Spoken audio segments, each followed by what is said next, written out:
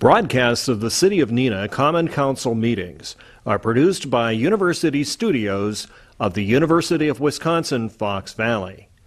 Neenah residents can get information about City Council meetings, City Committee meetings, meeting agendas, and other documents via the City website, www.neenahgov.org.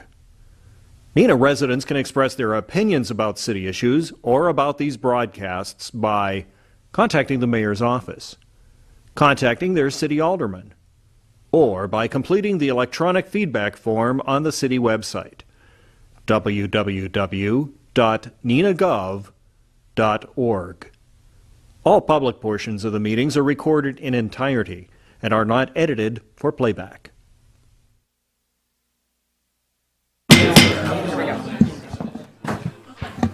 Okay, Mayor Crawford has indicated that he may be a little bit late this evening, so he informed me of that, and he suggested that if he wasn't here at 7 o'clock, that we should start the meeting, so I'm going to go ahead and do that.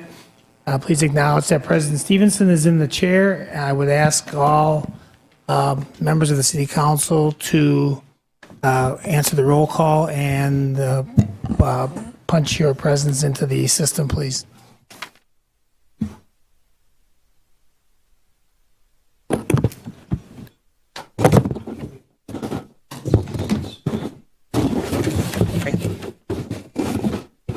We'll do the roll call. Alderman Boyette. Here. Bates. Here. Hillstrom. Here. Lendrum. Here. Erickson. Here. Lang. Here. Olno. Here. Coons. Here. Stevenson. Here. Per instructions from the city clerk, I'm going to acknowledge that the mayor is here, but that doesn't show up. Okay. So recognize, please, that the mayor is not here, but our system requires us to do it knowing he's going to be coming. So at this time, we will stand for the Pledge of Allegiance. Pledge allegiance to the flag of the United States of America and to the republic for which it stands, one nation, under God, indivisible, with liberty and justice for all. And next on our agenda is a special presentation. I understand Mike Kading in our park department. Who's? Oh, okay. Ned, would you come forward, please? Ned Hughes. Ooh.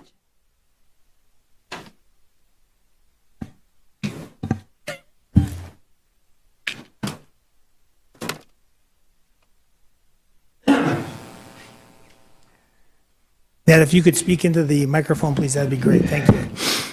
Okay.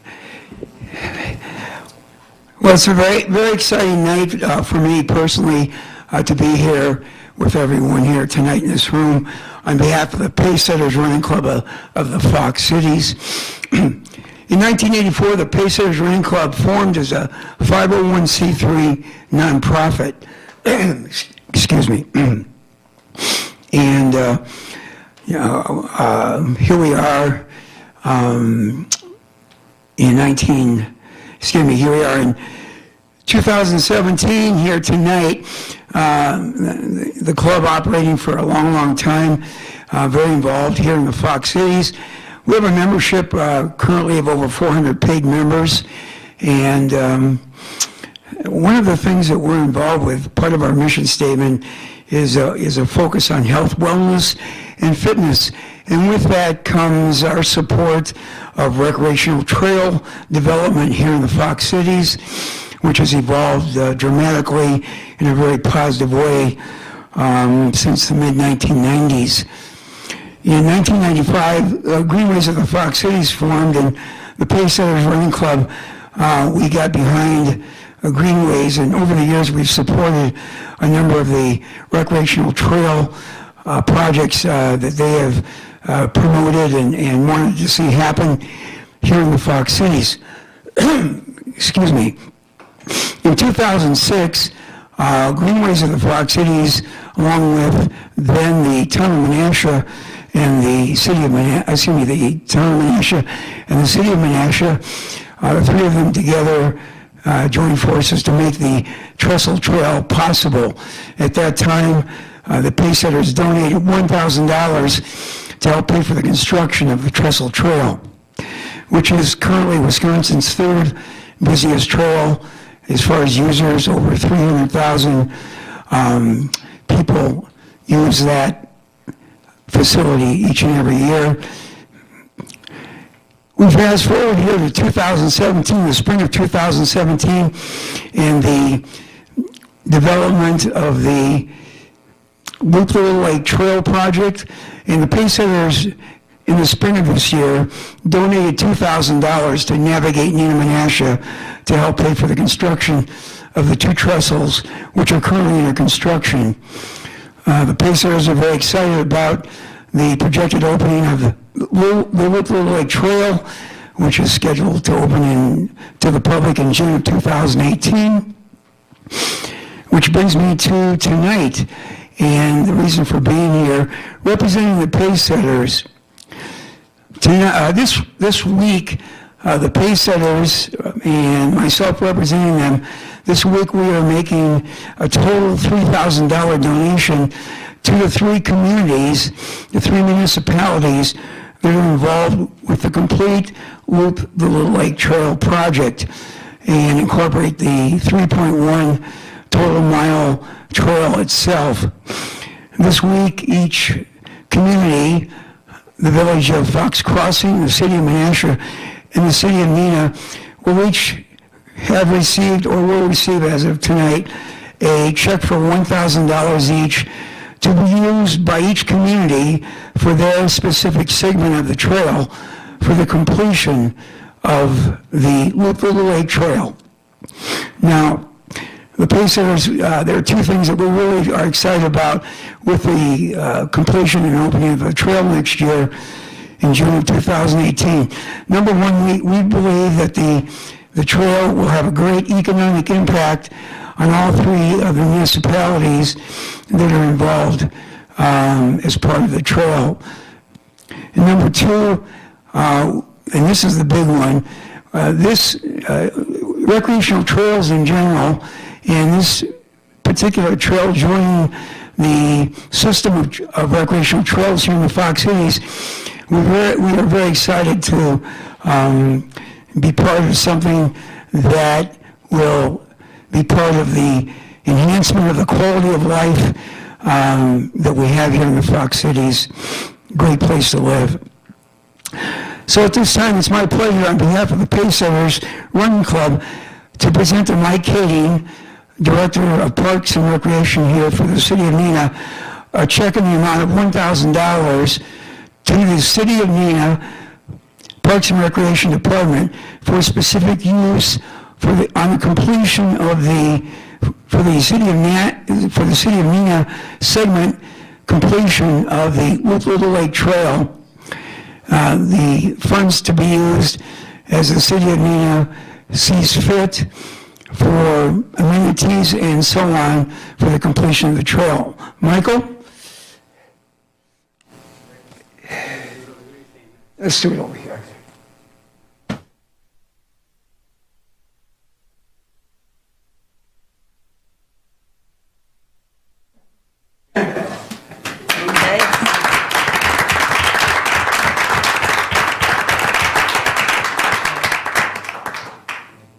Big check and a little check. Thank you. Very cool. Thank you, Ned.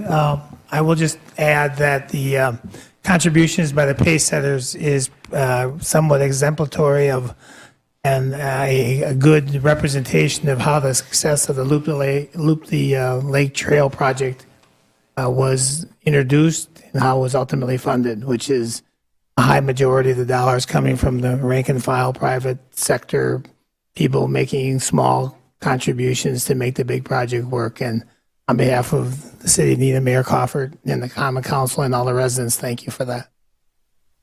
I'll defer with the presence of Mayor Crawford to him to the chair.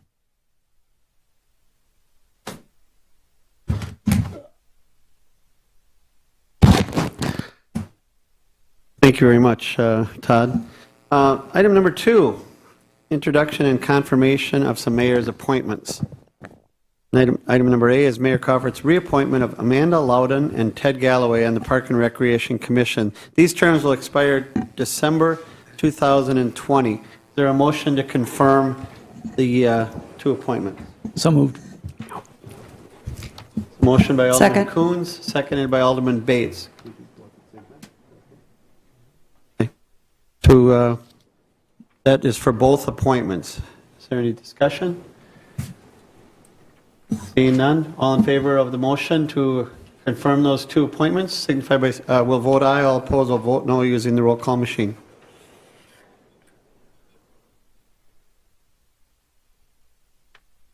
That motion passes 9-0. And then we'll have a swearing in here in a minute.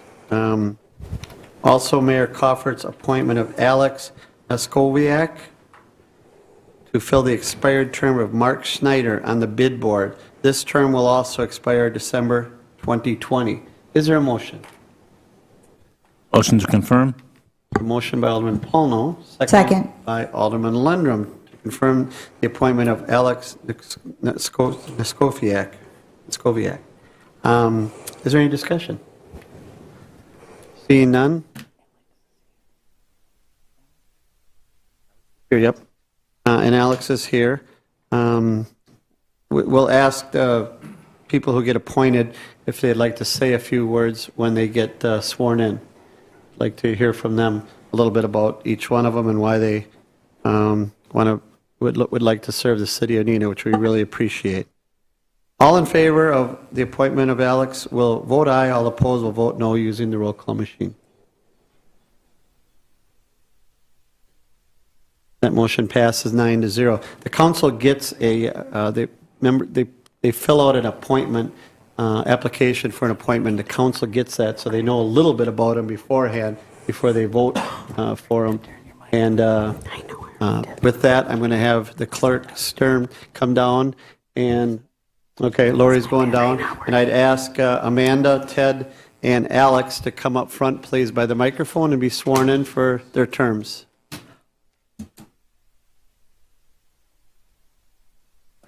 Alex, would you like to just tell a little bit about yourself? And Absolutely. thank you. Alex Niskoyak. I grew up in Green Bay. Went to college at St. Norbert College in De Pere. And then after that, I got a degree in accounting, went to Milwaukee for 5 years, worked at Deloitte & Touche, a public accounting firm, and since then moved back to Neenah with my wife and my family, and have spent the last 3 years here in Neenah and working at Bergstrom Automotive currently in the finance group. And my background is in accounting and finance. I have 2 young daughters, 3 and 1, Brooklyn and Isla, and a wife, Wendy. And we just yesterday I found out I passed my CPA exam, so that was one of my greatest accomplishments. So with that, I look forward to being a part of the bid board, learning more about that and contributing in any way I can. Living and working in Neenah, have a vetted interest in the future of it and hope to see it grow as much as I can. Thank you very much. Welcome, and thank you for serving. Ted? Welcome. Thank you. I think most of you know me, Ted Galloway, 744 South Park Avenue. I'm involved with Dinky Dairy down the street. I apologize for about the next 3 years. You're going to see a lot of activity, but we're in this community to stay as one of the major users of water, one of the major users of sewer, and that helps support the city. I'd like to recognize the older people on Park and Rec, Chris and Lee, and I really appreciate that the Park and Rec Commission in Neenah is still a combination of city representatives, older people. A lot of cities, it's just older people now without public input. We're involved in a lot of great projects right now. You can see some of the results. Hopefully you'll go skating at Washington on the new skating rink. which is a beautiful facility, and it won't be flooded all summer like the old one. And certainly Loop the Lake is an extremely exciting attribute to the communities in this area. And being the outgoing chair of the Wisconsin Bike Federation of Wisconsin, one of the things that we're well aware and faced with is trails are great assets, but they have to be supported because they wear out, and it's becoming an issue in other parts of the state. But having a new, well-constructed trail for Loop the Lake, hopefully we'll have good life out of it, and we can continue to support to keep that in the best condition, because I think this is truly going to be an attractive jewel of this area, kind of like Daly Park in Chicago. So I appreciate the mayor reappointing me and you voting for me, and thank you. Okay, the deputy clerk will swear you in then. Okay.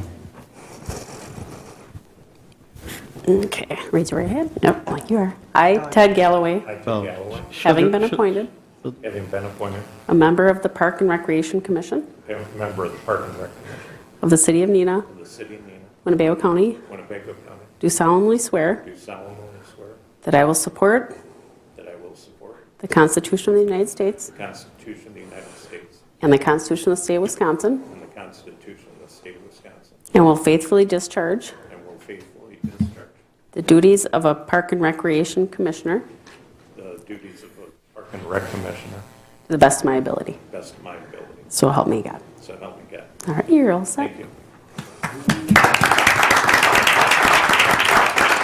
Alex, come on up.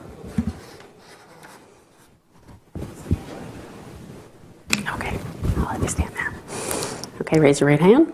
I, Alex Niskoyak, Yes. I, Alex Niskoyak, having been appointed having been appointed a member of the bid board a member of the bid board of the City of Neenah, of the City of Neenah, Winnebago County, Winnebago County, do solemnly swear do solemnly swear that I will support that I will support the Constitution of the United States the Constitution of the United States, and the Constitution of the State of Wisconsin, the Constitution of the State of Wisconsin, and will faithfully discharge and will faithfully discharge the duties of a member the duties of a member of the bid board of the bid board to the best of my ability. to the best of my ability. So help me God. So help me God. All right, you're all set? Thank you. Thank you. All right. Welcome aboard, gentlemen, and we appreciate your service to the community.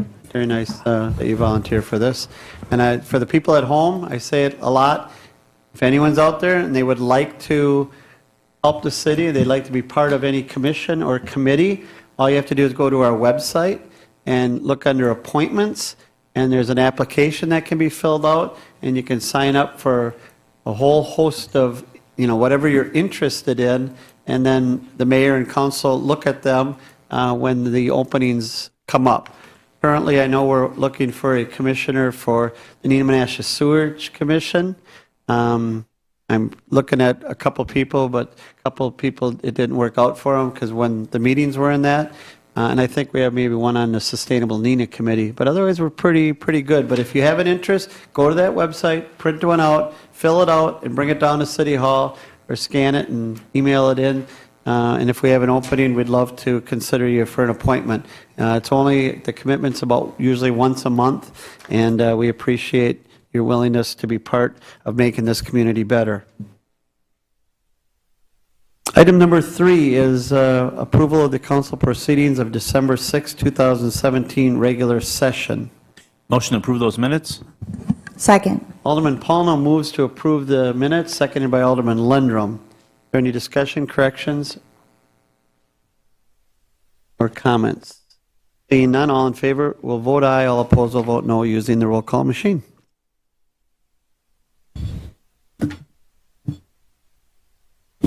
That motion passes 9-0. Tonight, we have a public hearing on consideration of the comprehensive plan update for 2040. This is an opportunity if anyone would like to make a comment or discuss the comprehensive plan. It's been available online for some time now. This is a document that we're going to use and the council is going to use to try and help move this city forward. It lays out a lot of the vision for this community for the next, number of years, and provides us kind of a path to where we may want to go. Numerous meetings have been held in this chambers and around the city. The community development has put a lot of time and effort into this. East Central Wisconsin has put a lot of time in. A lot of citizens have took part in this, and we welcome your input tonight. So I would, at this time, open the public hearing. And Brad, are you going to kick it off, or would you like to, or not? No? Okay. So if there anyone from the community or anyone who would like to discuss the public, the comprehensive plan update 2040, come on up and give us your name and address. Anyone? Okay, I think we'll talk about it. That we've had numerous meetings on this, so and it went before one of the committees the other night. So there's been a lot of discussion about this, a lot of input by a lot of people up to this point. With that, I will close the public hearing on the comprehensive plan, and we'll move right into the item number 5, the Plan Commission report pertaining to the public hearing. Item number A, Alderman Lang. Thank you, Mayor. Reporting for the Plan Commission meeting of December 12th. The Commission recommends Council adopt ordinance number 2017-19, the Comprehensive Plan Update 2040, and I would so move. There's a motion by Alderman Lang, seconded Second. by Alderman Erickson. I think at this point, Deputy is going to, Schmidt is going to come up and just give us a little overview and give the people at home who are watching a little overview. And along with East Central, are going to give them a little overview of what's taken place with regards to this plan. And welcome. Thank you. Brad Schmidt, Deputy Director of Community Development. I'm here with Eric Fowle, Executive Director of East Central Wisconsin Regional Planning. East Central was responsible for really putting this update together, and our department was really more responsible for managing the process and helping to get through the process. So my presentation is really to sort of outline the process, kind of giving an idea of what we heard from the public, and ultimately kind of what does the plan mean moving forward. So this is 2 years in the making. If you remember back in 2015, the council approved a contract to go with East Central to do our planning update. The first few months of the process really included data collection and analysis, looking at our past plan, looking at the past recommendations that we had, and kind of just putting everything together. In the spring and summer of 2016, really started our public participation process. If you remember, we did the visioning workshops, online survey. We did an online interactive mapping exercise, and then towards the end of last year, we did a youth survey with Neenah High School students. Since then, over the last few months, we've really been taking the plan back out into the public. We did open house events in 3 locations in the city. We did a meeting with surrounding municipalities to have their input included. And then ultimately through the entire process, we created an ad hoc committee which really worked on kind of helping us steer us in a direction, taking what we heard from the public, looking at the recommendations and steering the plan, and ultimately reviewing the plan. So if you want to.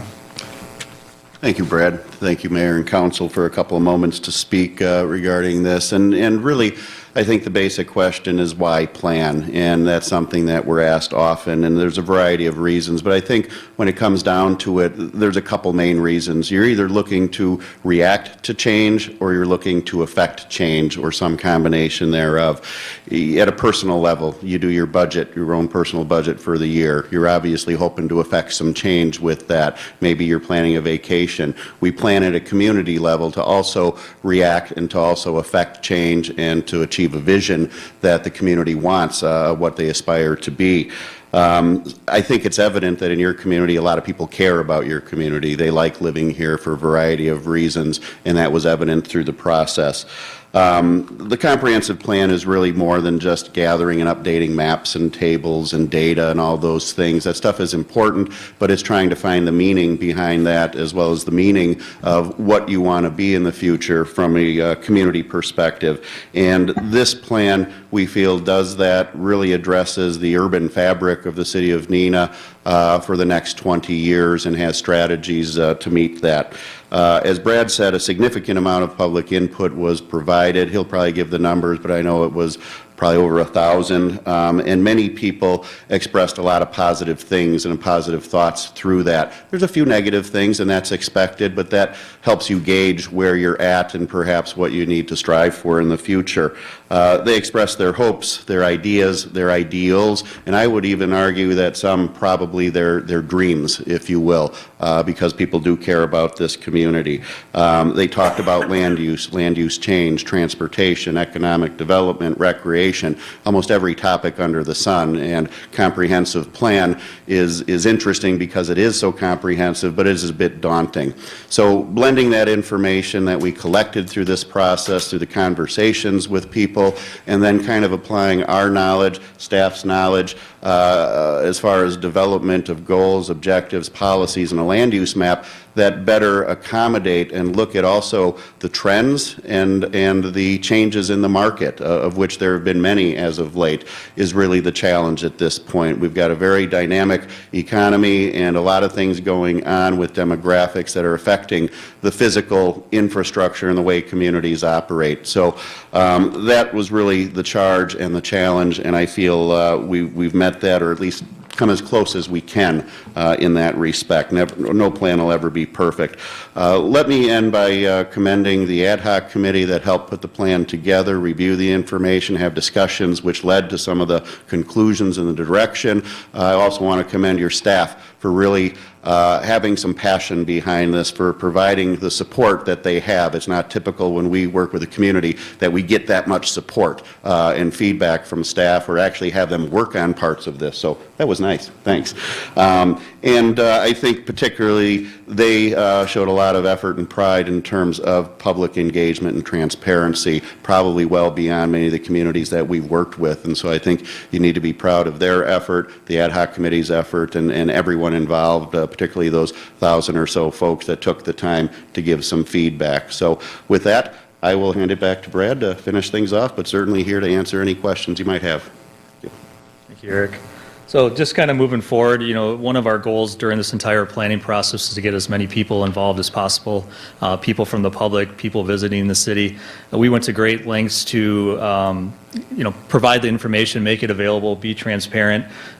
We went to farmers markets, community fest, created a Facebook page, utilized the city's website to collect information, but also to publish it back out there. We wanted to be as open as possible.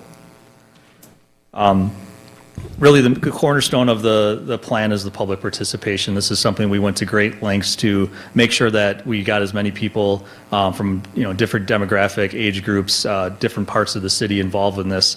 Many of you were involved in the visioning workshops that were held in April of 2016.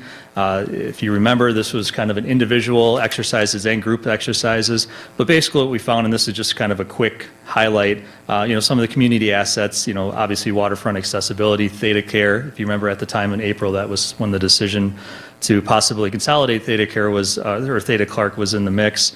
Pedestrian trails. We also did some mapping exercises about how people use the different trails and where do they walk, run, bike. We found Lakeshore, Wisconsin Avenue, Arrowhead Trail, and South Park Avenue as kind of those main things. Community improvements, these are areas of the city that people identified as needing improvement. South Commercial was by far, that corridor came up in many parts of the public participation process that need improvement. So again, this is just kind of a quick overview of those visioning results. Onto the next part, we wanted to take the visioning results, which were, kind of those main themes, and see if we could sort of validate it through a larger audience. And in the case of the online survey, we had roughly 770 participants with almost 75% of them from the city of Neenah. And just kind of going over some of the main findings of this. Going into the assets of the community, parks downtown were some of the main assets. Public access to the lakes and river was also an asset. As far as issues that they've identified, South Commercial Street is just as far as the appearance and maybe some dilapidation that's going on in South Commercial Street was one of the main issues. Improvements to street conditions was also another main issue that came up. We also asked other questions just to kind of see how they strongly agree with certain topics. Historic preservation and access to water were some of the main strongly agreed topics that came up. And then finally, we sort of asked people to kind of, what is their vision for 20 years? What do they see the city? And the number one response was just safe. They feel like, they like the community because it's safe, and they want to see the community in 20 years to be a safe and family-friendly area. The next tool that we used was an online asset issue mapping. So this was an interactive map that East Central put together, which basically allowed users to identify on a map, an area or a specific site they see as an issue or as an asset. So again, a lot of the same themes came up. South Commercial Street was an area that people identified as Neenah's improvement.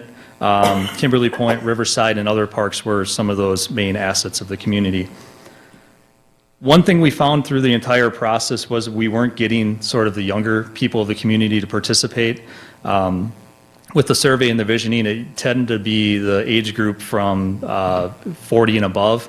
So what we did is we worked with the Neenah Historical Society to engage Neenah High School students. These were a junior class who were actually doing an activity at the Historical Society that we were able to utilize them as well. So we had roughly 250 students participate. We sort of treated it much like the visioning session where we had group work and individual survey work. Just kind of going through some of the highlights, as far as their favorite things to do in the community, parks were number one, downtown was number two, and some sort of community facility, whether it was the library or the pool, kind of came in number three. As far as things they'd like to see in Neenah that aren't currently here, a certain type of restaurant ranked number one high, so Chick-fil-A, Buffalo Wild Wings, they really wanted those things. Different outdoor recreation and activities, and just different entertainment venues as well. So, it was surprising when engaging these people how involved they were in the community, how much they knew about the community. So it's helped validate some of the things that we heard from the survey and the visioning session, but it's good to hear from a younger group as well. November of last year, we did come back to the council to help sort of prioritize some of the themes that we were hearing in order for the ad hoc committee and for staff to kind of start coming up with the goals, objectives, and recommendations of the plan. So I won't go through the list, but these were sort of the main findings that council came up with as far as prioritization during that meeting last November.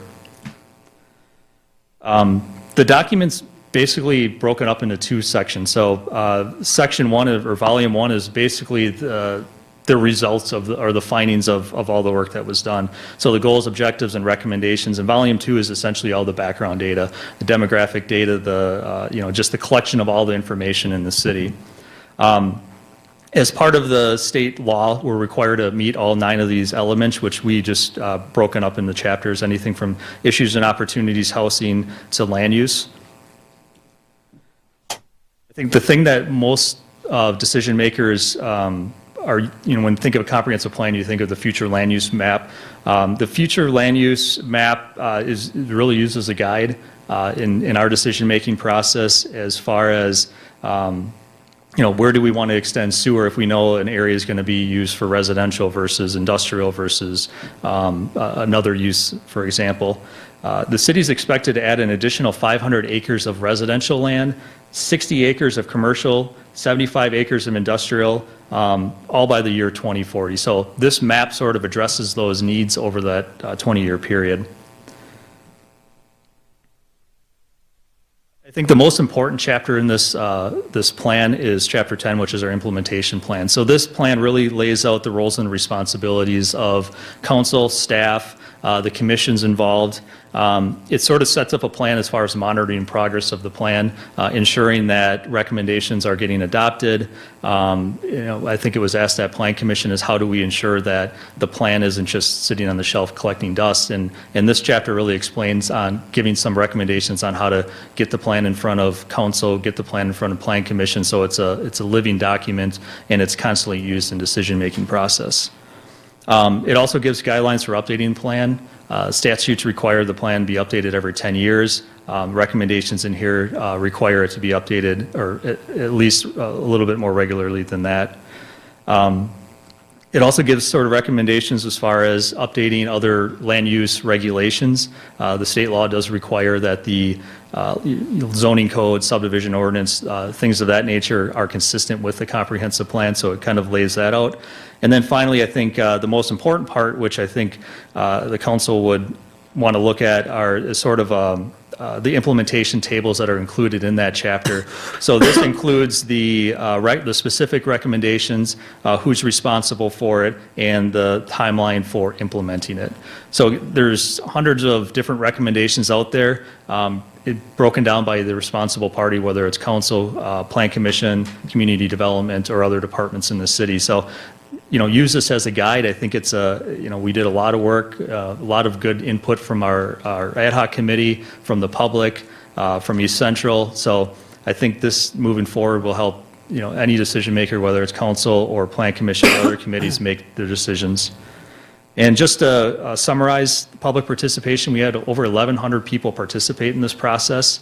The ad hoc committee, as Eric mentioned, was made up of 10 community members. We had 12 of those meetings. The community prioritization meeting, the intergovernmental cooperation meeting, we held 3 open houses throughout the city last month, which over 50 people attended. Just to give you an example, when the Post Crescent picked up the open house meeting and posted online as far as when those meetings were going to be, we had an increase in the number of visits to our comprehensive plan update website by over 5 times than what it was the previous months. Again, we had the Facebook page and the website, and so as the mayor mentioned, as Eric mentioned, our goal in this whole process is to get as many people involved, to be as transparent as possible, and I think we did that, and I think this is a really good product. With that, I can answer any questions. Thank you very, very much, Brad.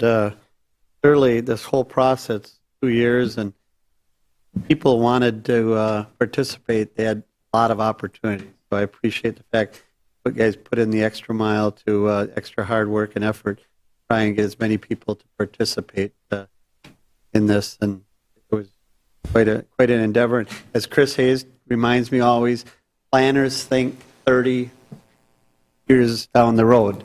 Not, I think my former job in the legislature was always 2 years down the road. But you got to think 20 years down the road. Neenah is not what it was 20 years ago. Right now, the paper mills, and we've undergone a lot of change over 20 years, and we're going to undergo a lot of change in the next 20 years. So we appreciate all the hard work that was put in, especially by the ad hoc committee. Those members really put in a lot of time and effort in this endeavor.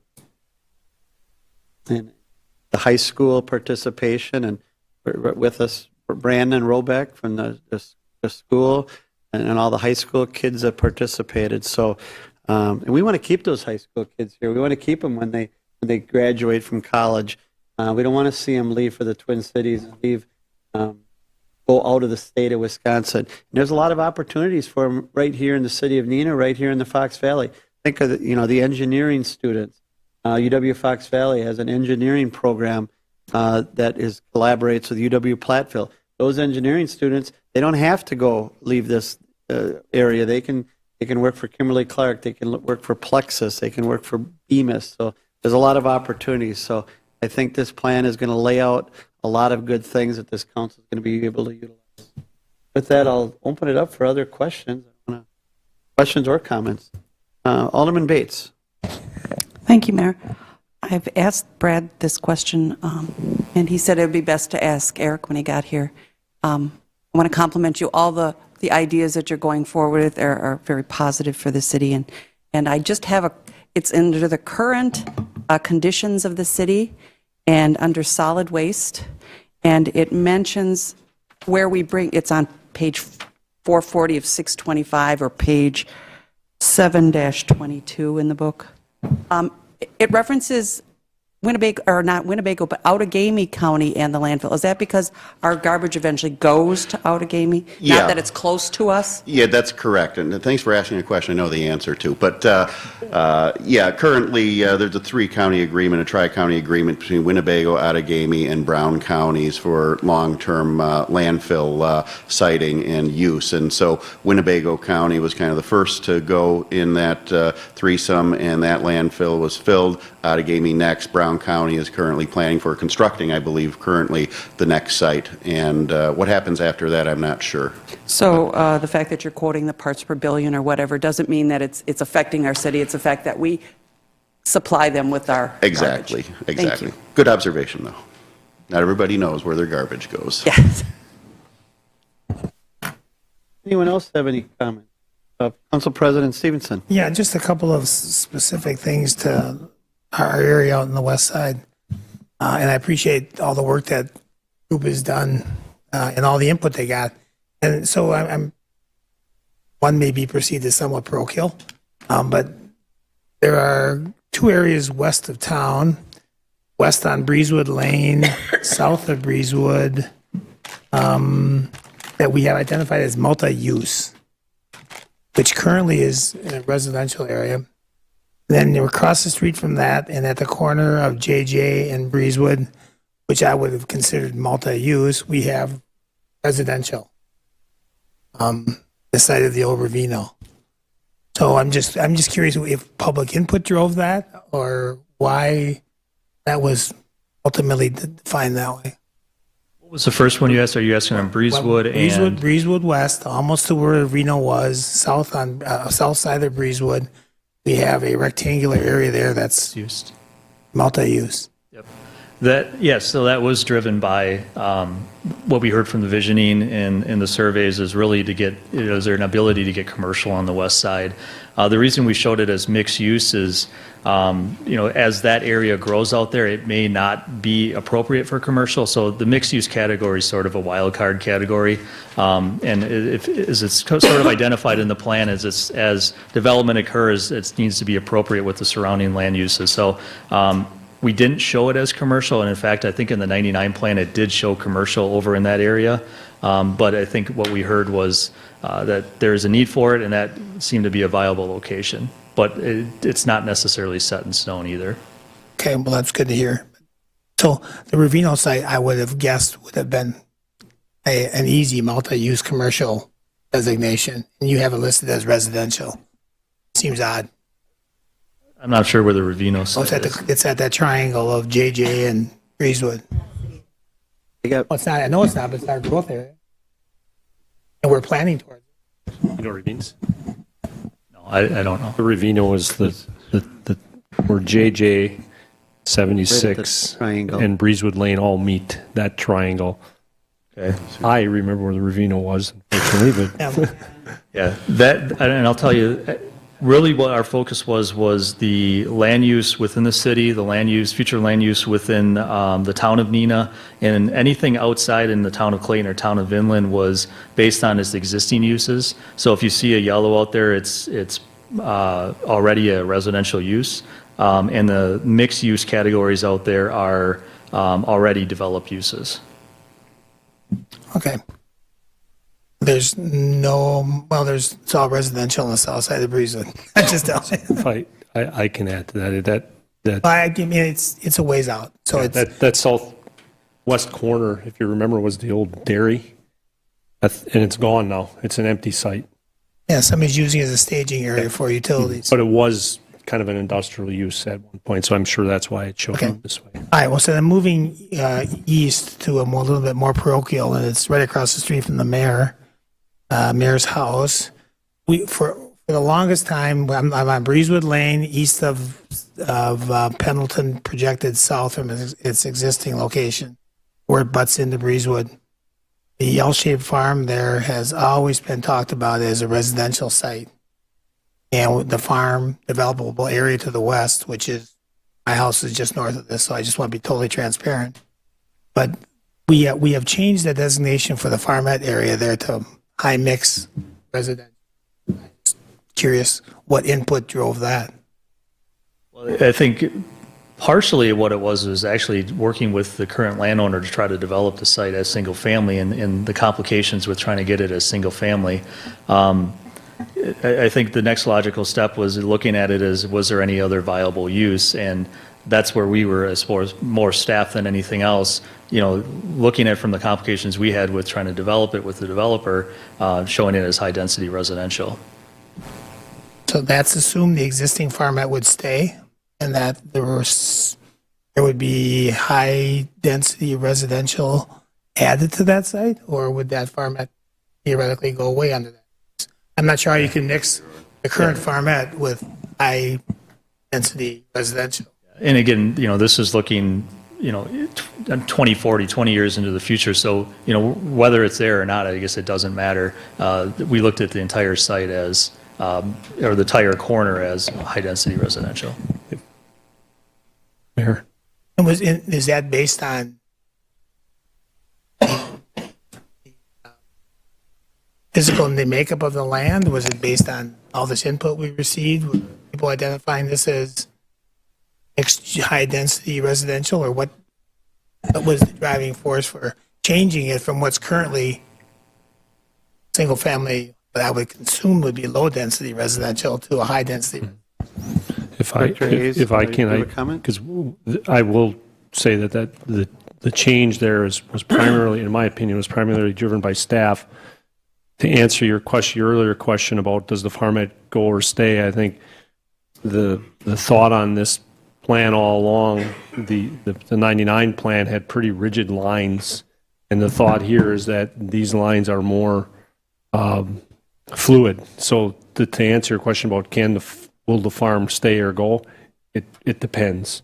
It could certainly stay. It could certainly be, if it were feasible to roll it into a bigger project, it could potentially do that.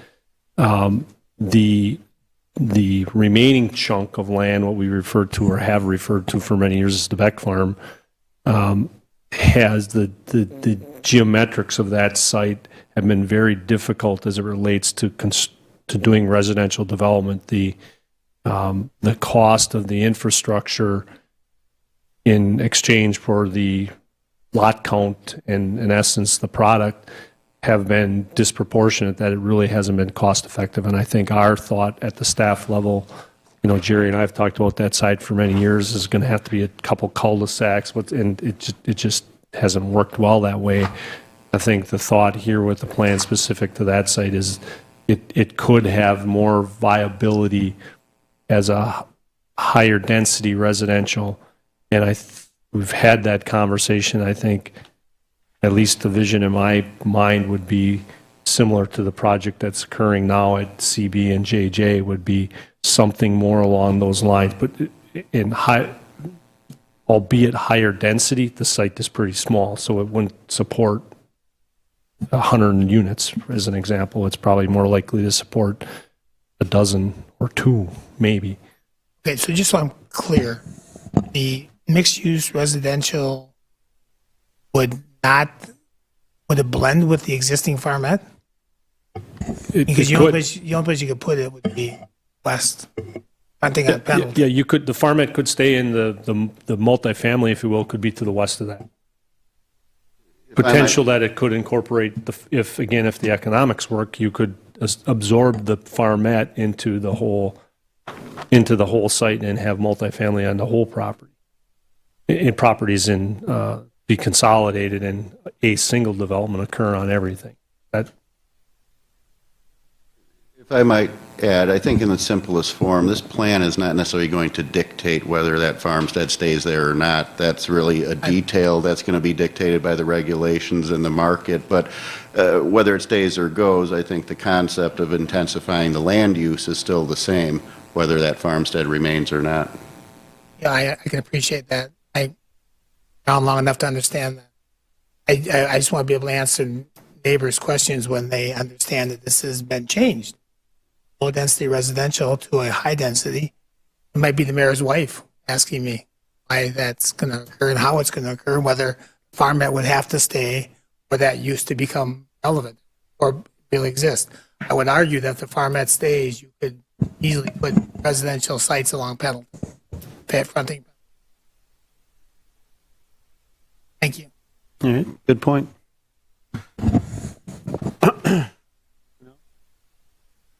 Alderman Kuntz. Thank you, Mayor. I just wanted to make a quick comment. And having worked on this, I wanted to get the opportunity to recognize Brad Schmidt and his work on this. From everything from going to Community Fest to dealing with, I'm going to say, multiple different ideas on different things and trying to pull those all together into something that you can put on a map, that you can put in a book and help drive us forward. I know we sometimes had different ideas on things and trying to incorporate all those and all the different concepts, and there's many of them, not just us, but what developers are looking for and, multitude of different organizations are looking for. And to try to do this process is difficult. It oftentimes gets pushed back because it's too much work, and I'm glad that we took it on. I'm glad for Brad's work on it, and it at least in my opinion, I haven't done it. It's like I'm an expert at these, but the direction, the involvement seemed to me to be at a higher level of involvement and really getting into this and digging into it all the way through the process. So I want to thank him and recognize him for that. Thanks, Alderman Kuntz. So anyone else? All right, gentlemen, thank you for your presentation. And, people in this community we're very proud we live in this community. And so taking the time to do documents like this for the future generation, I think is just so important. And, the people that live here, I think that everyone has a vision for this community for down the road, and it's mostly positive. So people understand they're fortunate to live in this area, this community, right in the middle of this project, this plan. We had the Theda Clark issue, and we're all thankful that that's been settled, and Theda Clark has decided that they are going to continue to be part of this legacy and this community and the history and all that goes with it, and provide quality health care to this community. So it's really important, and we learned a lot from this. Some of it we probably knew, that people want a dog park, that people understand we're so lucky to have water on two sides in this community with the lake and the river. And things are changing. People want to live downtown. People want to, no matter where they are, people, they want to live in the downtown area. They don't rely on transportation enough. So all these things are going to change in the next 20 to 30 years. And this community has got to be ready to make those changes, hopefully. And but nothing's set in stone. And that's why I didn't get too excited when I saw the designation across the street from me, where I presently live.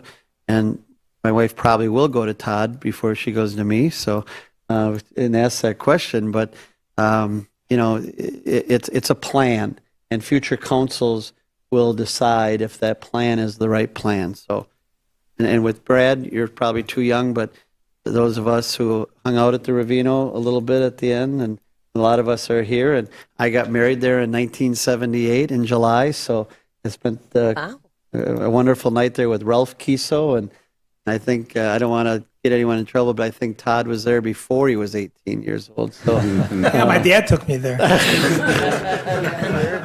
So lots of good times were spent at the Ravino with Ralph Kiso. So someone we can't talk about. So, all right. Thank you very much for your presentation, gentlemen. Thanks, Stuart.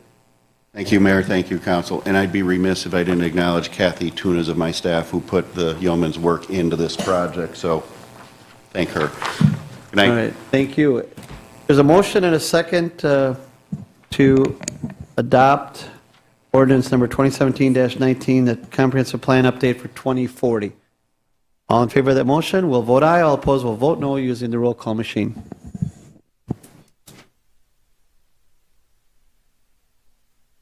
That motion passes 9-0. Director Hayes. Having been here for some time, I know that things are never done until they're done. So now that we have an approved plan, I'd like to offer some thank yous as well. First, and many of these have been thanked, but I'm going to do it again. The staff at East Central Regional Planning, particularly Eric and Kathy, thank you for your work. I'd like to acknowledge dedication to the Comprehensive Plan Steering Committee. We had 10 members that met at least a dozen times. 2 of those, Alderman Kunz and Alderman Lang. Thank you for your countless hours working to create the vision of Neenah's future. I would be remiss if I would not recognize the more than 1,100 residents of Neenah that have taken time out of the day to provide valuable insight and direction as the foundation of Neenah's plan for the future. Lastly, I'd like to take the opportunity to commend Deputy Director Brad Schmidt and the outstanding job he has done guiding and sometimes driving the process to create this invaluable document. As you know, it has taken over 2 years to complete the process. The project was kept on task and on time and on budget, due largely in part to Mr. Schmidt's efforts. Again, I'd like to commend him for his work and personally thank him for this effort. Thank you, Brad. All right. Appreciate it.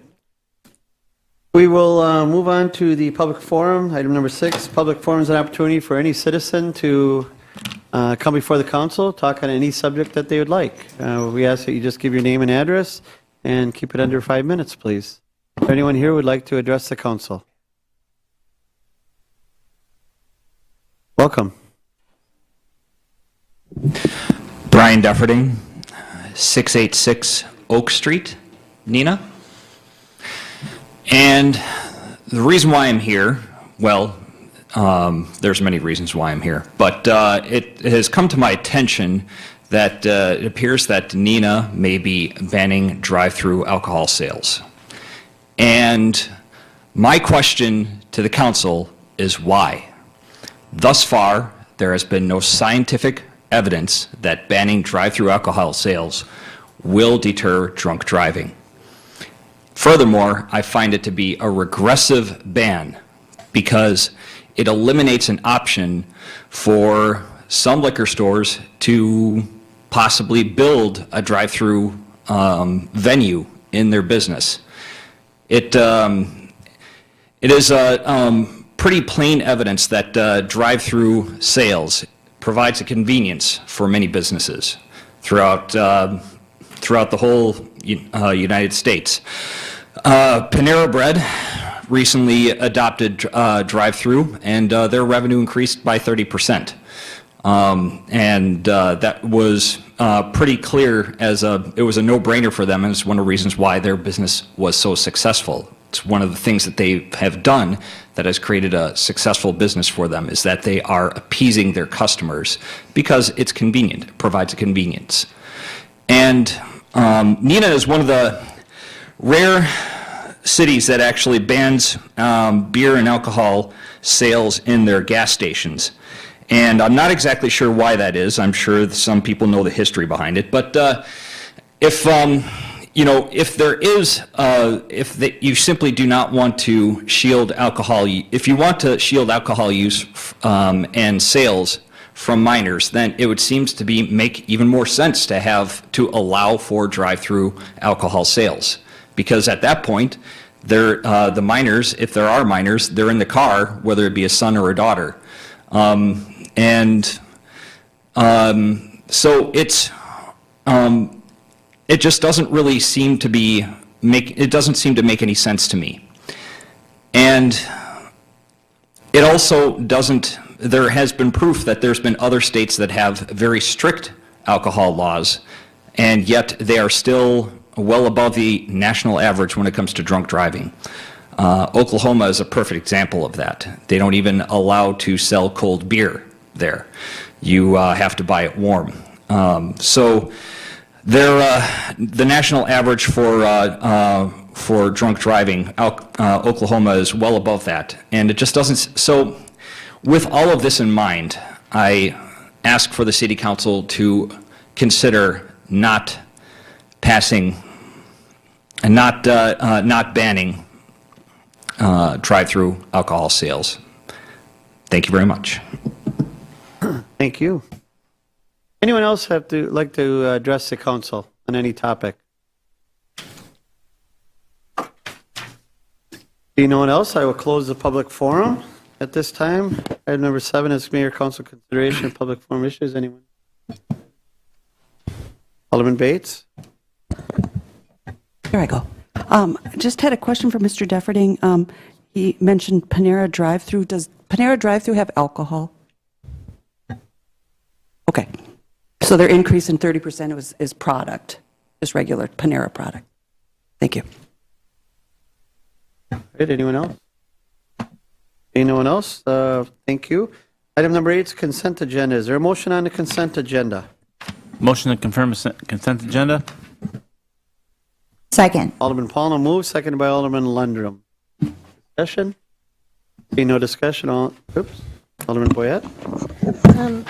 Yes, I wish to pull out E. So we can discuss E. E or B? E is in Edward. E as in Edward, okay. Alderman Boyette asks that we act separately on item E. That'll be reported out during the Public Services and Safety Committee meeting report out then. Anyone else? All in favor of approving the consent agenda, excluding item E, will vote aye. All opposed will vote no using the roll. That motion passes 9-0. Which brings us to item number 9, the report of standing committees and consideration thereof. Special Public Service and Safety Committee meeting of December 20th, 2017. Chairperson Bates. Thank you, Mayor. The Special Public Service and Safety meeting of tonight, December 20th. The committee recommends approving the beverage operator license application for Olivia J. Stearns, and I would so move. Motion by Alderman Bates, seconded by Alderman Lundrum. Any discussion? Seeing none, all in favor, vote aye. All opposed will vote no using the roll call machine. That motion passes 9-0. The committee recommends approving the secondhand jewelry dealer license application for Holtz Jewelry, 121 West Wisconsin Avenue, and I would so move.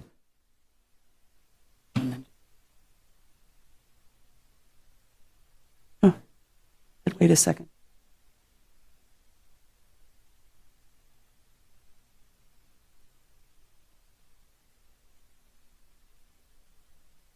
I will.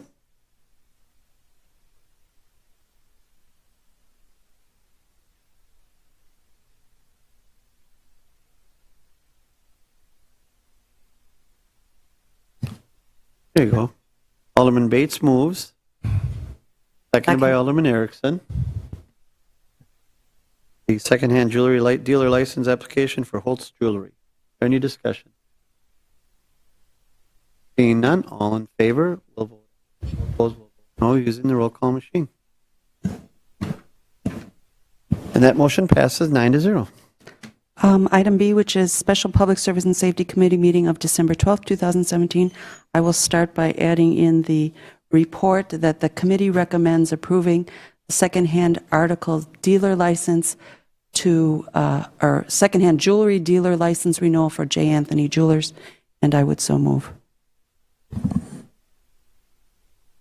Second. Motion by Alderman Bates, seconded by Alderman Stevenson to approve the secondhand jewelry license for J. Anthony Jewelers. Any discussion? Alderman Boyette. Yes, I have a real problem voting on this one. I know we just recently redid our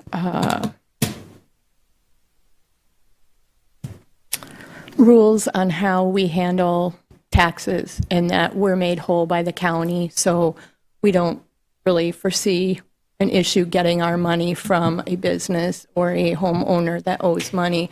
However, when a business owes back taxes and we continue to let them owe the county back taxes to the tune of 2013 to present day, and they're still owing those back taxes to the county, I have a hard time allowing them to have their license here. I don't know. I know we recently just changed that, but I just can't. I think that sets a bad presence for how we want our businesses to do business in our city, and I just don't agree with it. Alderman Paulno? Couple of points of clarification, I guess, for myself. Could I aim this at, because I'm not familiar with the back taxes issue of this business. Director Easker, could you give us first off, explain it to everybody in regard, because I don't know if we recently changed our process. I think when taxes are behind in arrears, the county makes us whole, and that's been a strategy, or I don't know if it's a statute or ordinance or something, and we've done that for years.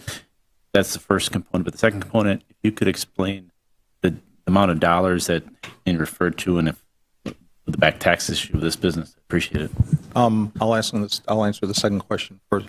I am not aware of the dollar amount either. This is the first that it's been raised to me with regard to this specific business and their arrearance in taxes. Because again, and I'll answer your first question, it is true that for all property taxes, except for personal property taxes, which are a different type of tax that businesses do pay, but only on the contents of their and the equipment they use for their business.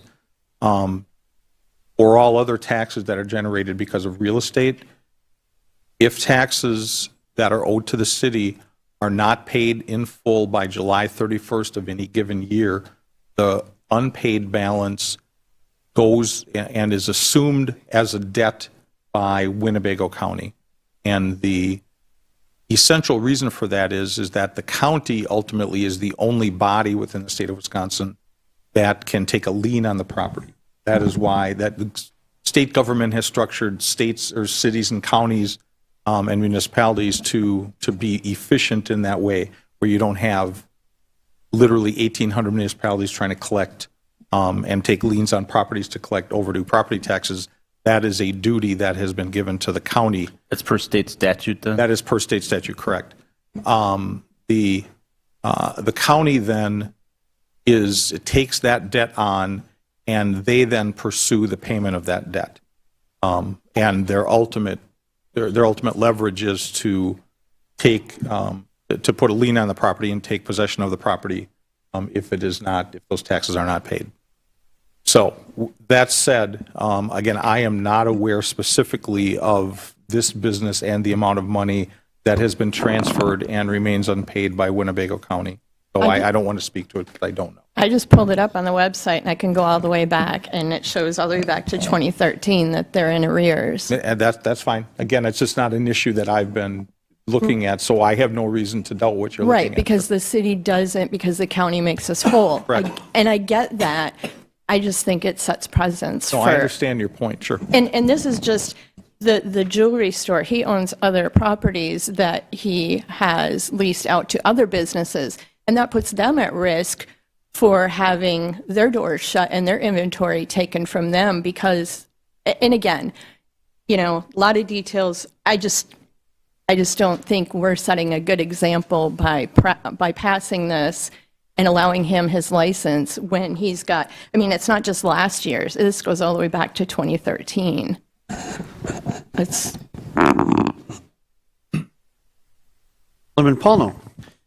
City Attorney, no, I know, generally speaking, we've brushed upon this as far as businesses and taxpayers owning business or owing taxes, back taxes, because, the county taxpayer is also our constituents as well. So, big picture speaking wise, but do we have grounds?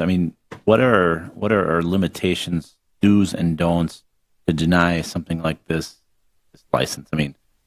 Well, currently under the policy that's been adopted, and it's been a number of years, it hasn't been recent. The city has taken the position that because the county does make us whole, that there's not a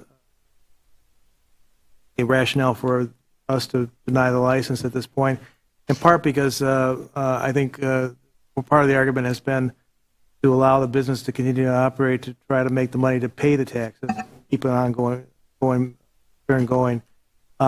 I think as long as we've got that policy to pick out one license, could be considered to be improper law. If you're not applying that uniformly to all license holders or license applicants that may seek a license from the city, certainly the council could relook at that policy and change it to provide for denial of the license for non-payment of property taxes. But at this point, that's not the policy that the council is adopting. It's my understanding, I know we had, a while ago, we had discussion that it's not a policy, it's an ordinance, and then the ordinance specifically states we have the capability based on back taxes. We haven't done that by practice, but it's my understanding we could by ordinance because back taxes are back taxes. Right, but it's the ordinance that does provide for denying the license for unpaid claims that the city has. That is correct, but the practice has been uniformly that we're not using back taxes as one of the claims because it is ultimately not our claim, it's the county's claim. So our practice is one thing, but legally we would not be in remiss if we did that because, I mean, again, I'm understanding your argument is we've always done it this way. It's not that we've done it this way, it's that we've adopted a practice under an interpretation of the ordinance that says that real estate taxes are not part of this claims owing the city because we are made whole by the county. If the city wishes to change that practice and apply the ordinance to back taxes, that could be done, but then we need to do it uniformly, not just pick it out on one license.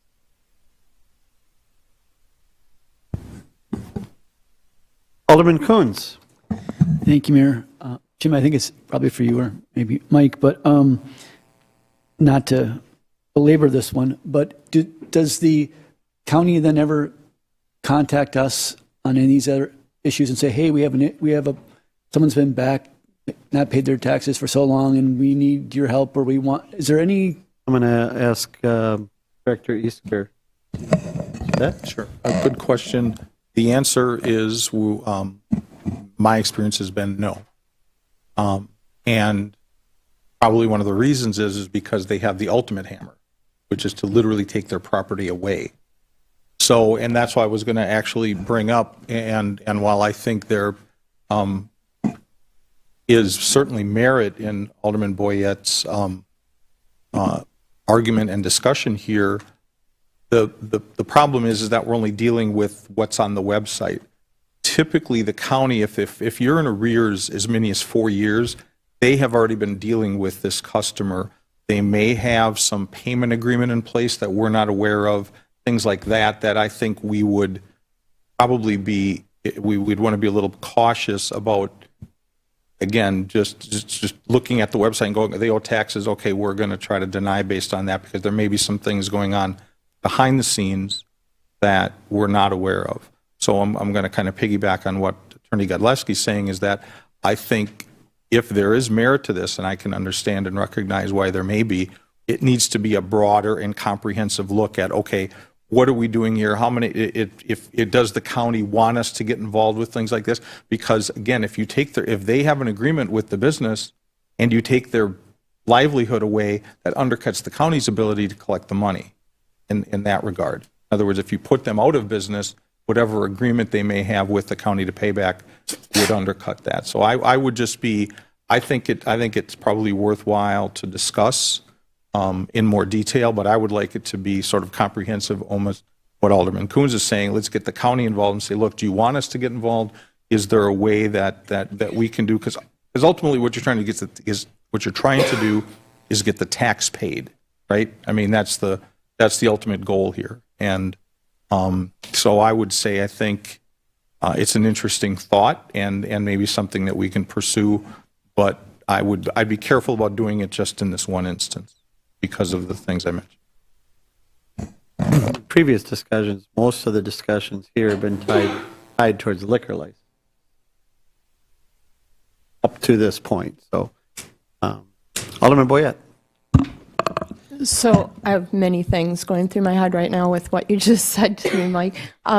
One in particular is I know he has a different lease with his tenants where, and I don't know what it's called, 3 elements. Triple net. What is it? Triple net. There you go. And therefore, the tenants that occupy his other properties end up paying some of that tax money. So there's a constant payment going on to keep the county, per se, okay, because there are payments coming in by the tenants. But if there isn't a tenant, then the payments aren't coming in and there's nothing current. My problem with the whole thing is we're setting precedents for other businesses in the city that, I'm sorry, but the way I see it, you don't have to pay your taxes here because the county will make us whole, and we're going to give you your license, and we're going to let you do pretty much what you want because, you know, we don't have a penalty or a way to make you do it. We don't have anything. The county has it. We have nothing. So the only thing we have is to not renew their license at this point. And, you know, I just have an issue with giving them their license, knowing that they've been delinquent for so many years, and it continues to be a practice of theirs. All right. I just went on the website. There's just one, it appears 1 year, 2010. So I think, Alderman Paulno.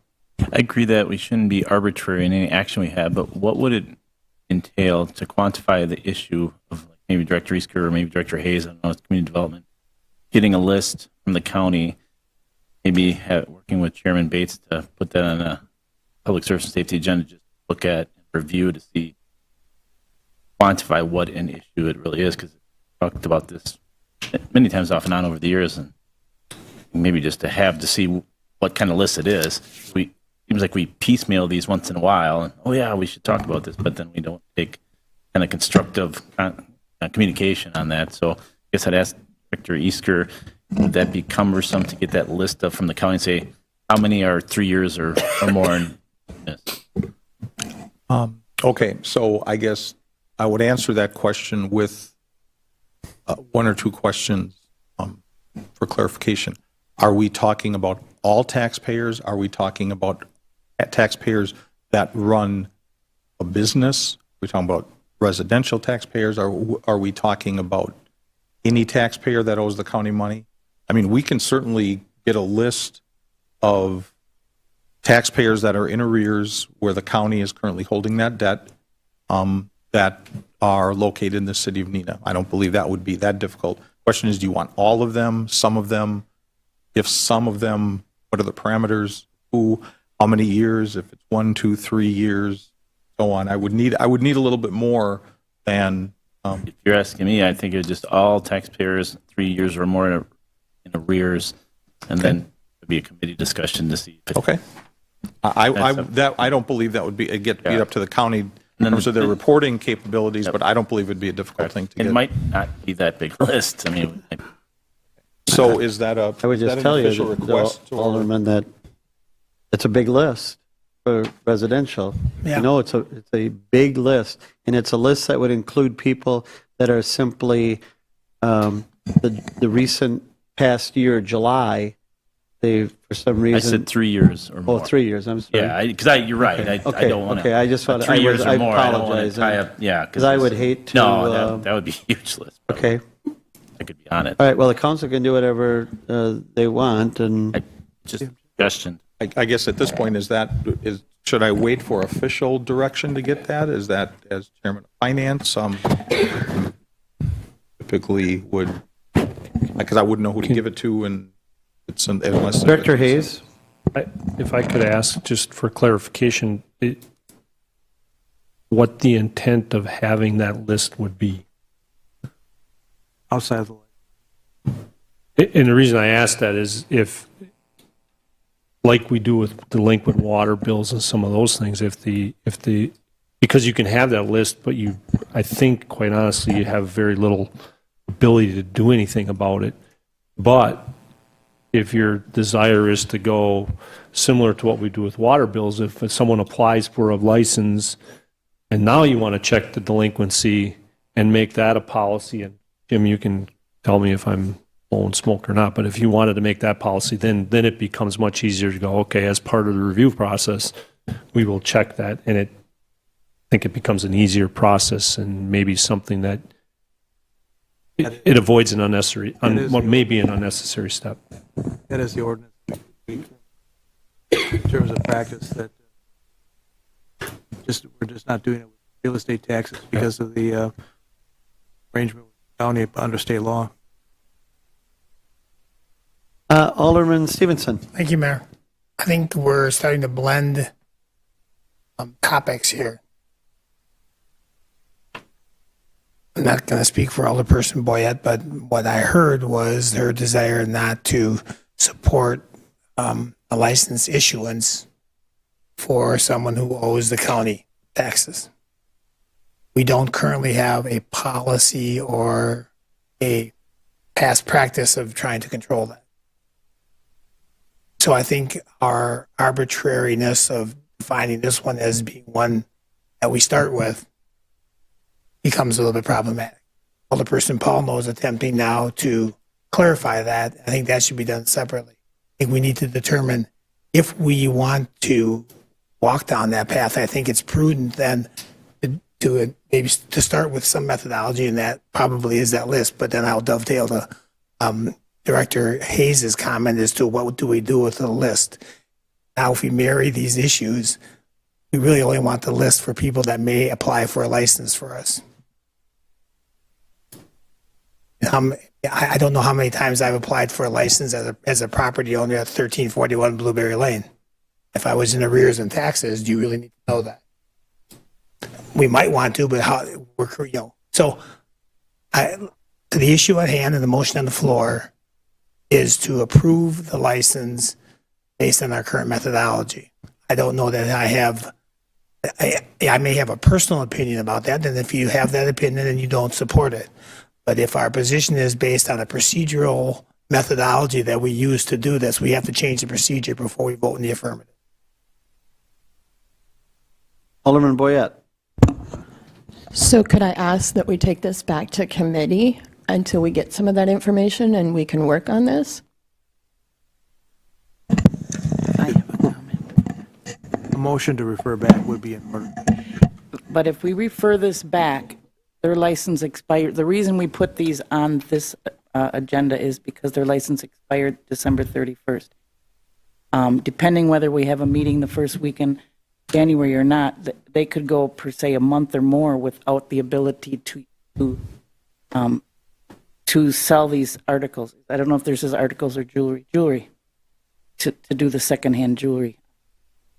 So I think they're buying jewelry under this license. Right, they're buying it, but the reason that we added it to this agenda was because of the expiration of the licenses December 3rd. So just keep that in mind. If you're going to postpone this decision, they won't have a license and cannot do that purchasing of jewelry. Just that one specific part of their business, correct? Correct. So that might be an incentive for them to pay their taxes then. Just giving that for you to keep in mind. Except that I also would have concern about the council taking action against one entity when the policy has not been applied that way with others. Yeah, I have that same concern that Attorney Godlewski's pointed out. I just went on the county's website. There's 35 properties on that street. 35 properties on that street that, according to the county, are listed. Many of those properties are businesses for whatever reason. I don't know anything more about them, but to just pick one is kind of what I worry about. Mayor, I will, just to that point, it's not an uncommon practice to delay payment of your property taxes. You would be surprised how many businesses choose not to be current on their taxes. And then pay a penalty. And pay a penalty It's and not very an high uncommon thing. I understand that, but we're talking years. You get 3 years and then you're, right? 3 years and the county will take your... 2015, I looked. I saw 15 as well. 2015, not 2000. Okay, so in another week or two, they're 3 years behind.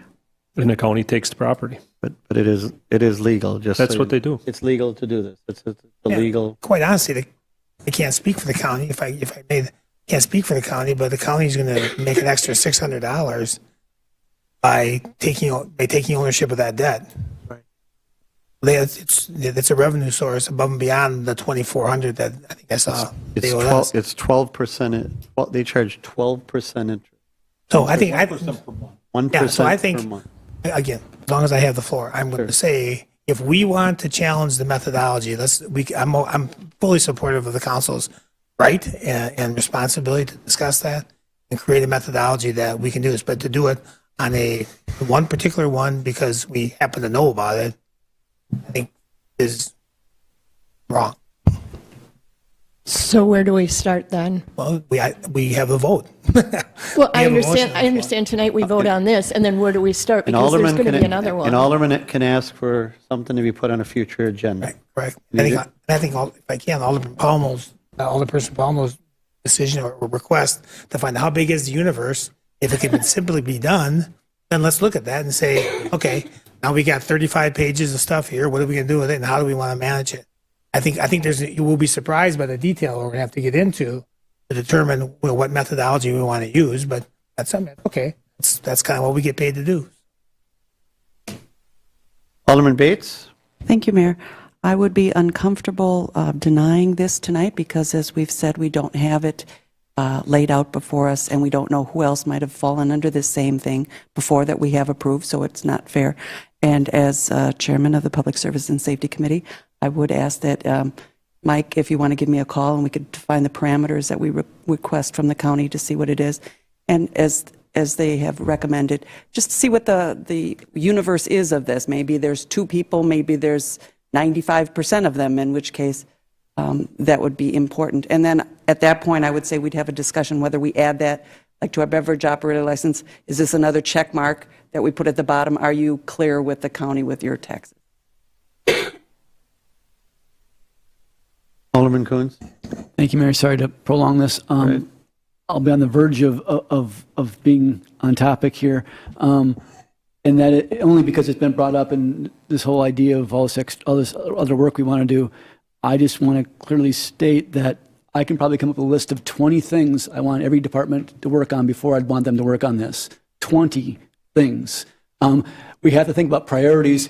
This is something we can't control, we don't need to control, and yet we want to control when we have so many other things we should be working on. Enough said. The motion is to approve a secondhand jewelry dealer license renewal for J. Anthony Jewelers, 220 South Commercial Street. Is there any other discussion? If not, all in favor of the approval of that license, signify by, will vote aye, all opposed will vote no using the roll call machine.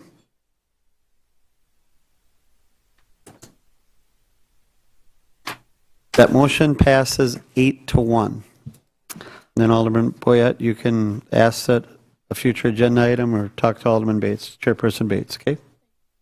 Moving on to the Special Public Service and Safety Committee meeting of December 12, 2017. The committee recommends council adopt ordinance number 2017-17 prohibiting drive-up alcohol sales, and I would so move. Second. There's a motion by Alderman Bates, seconded by Alderman Lundrum. Is there any discussion?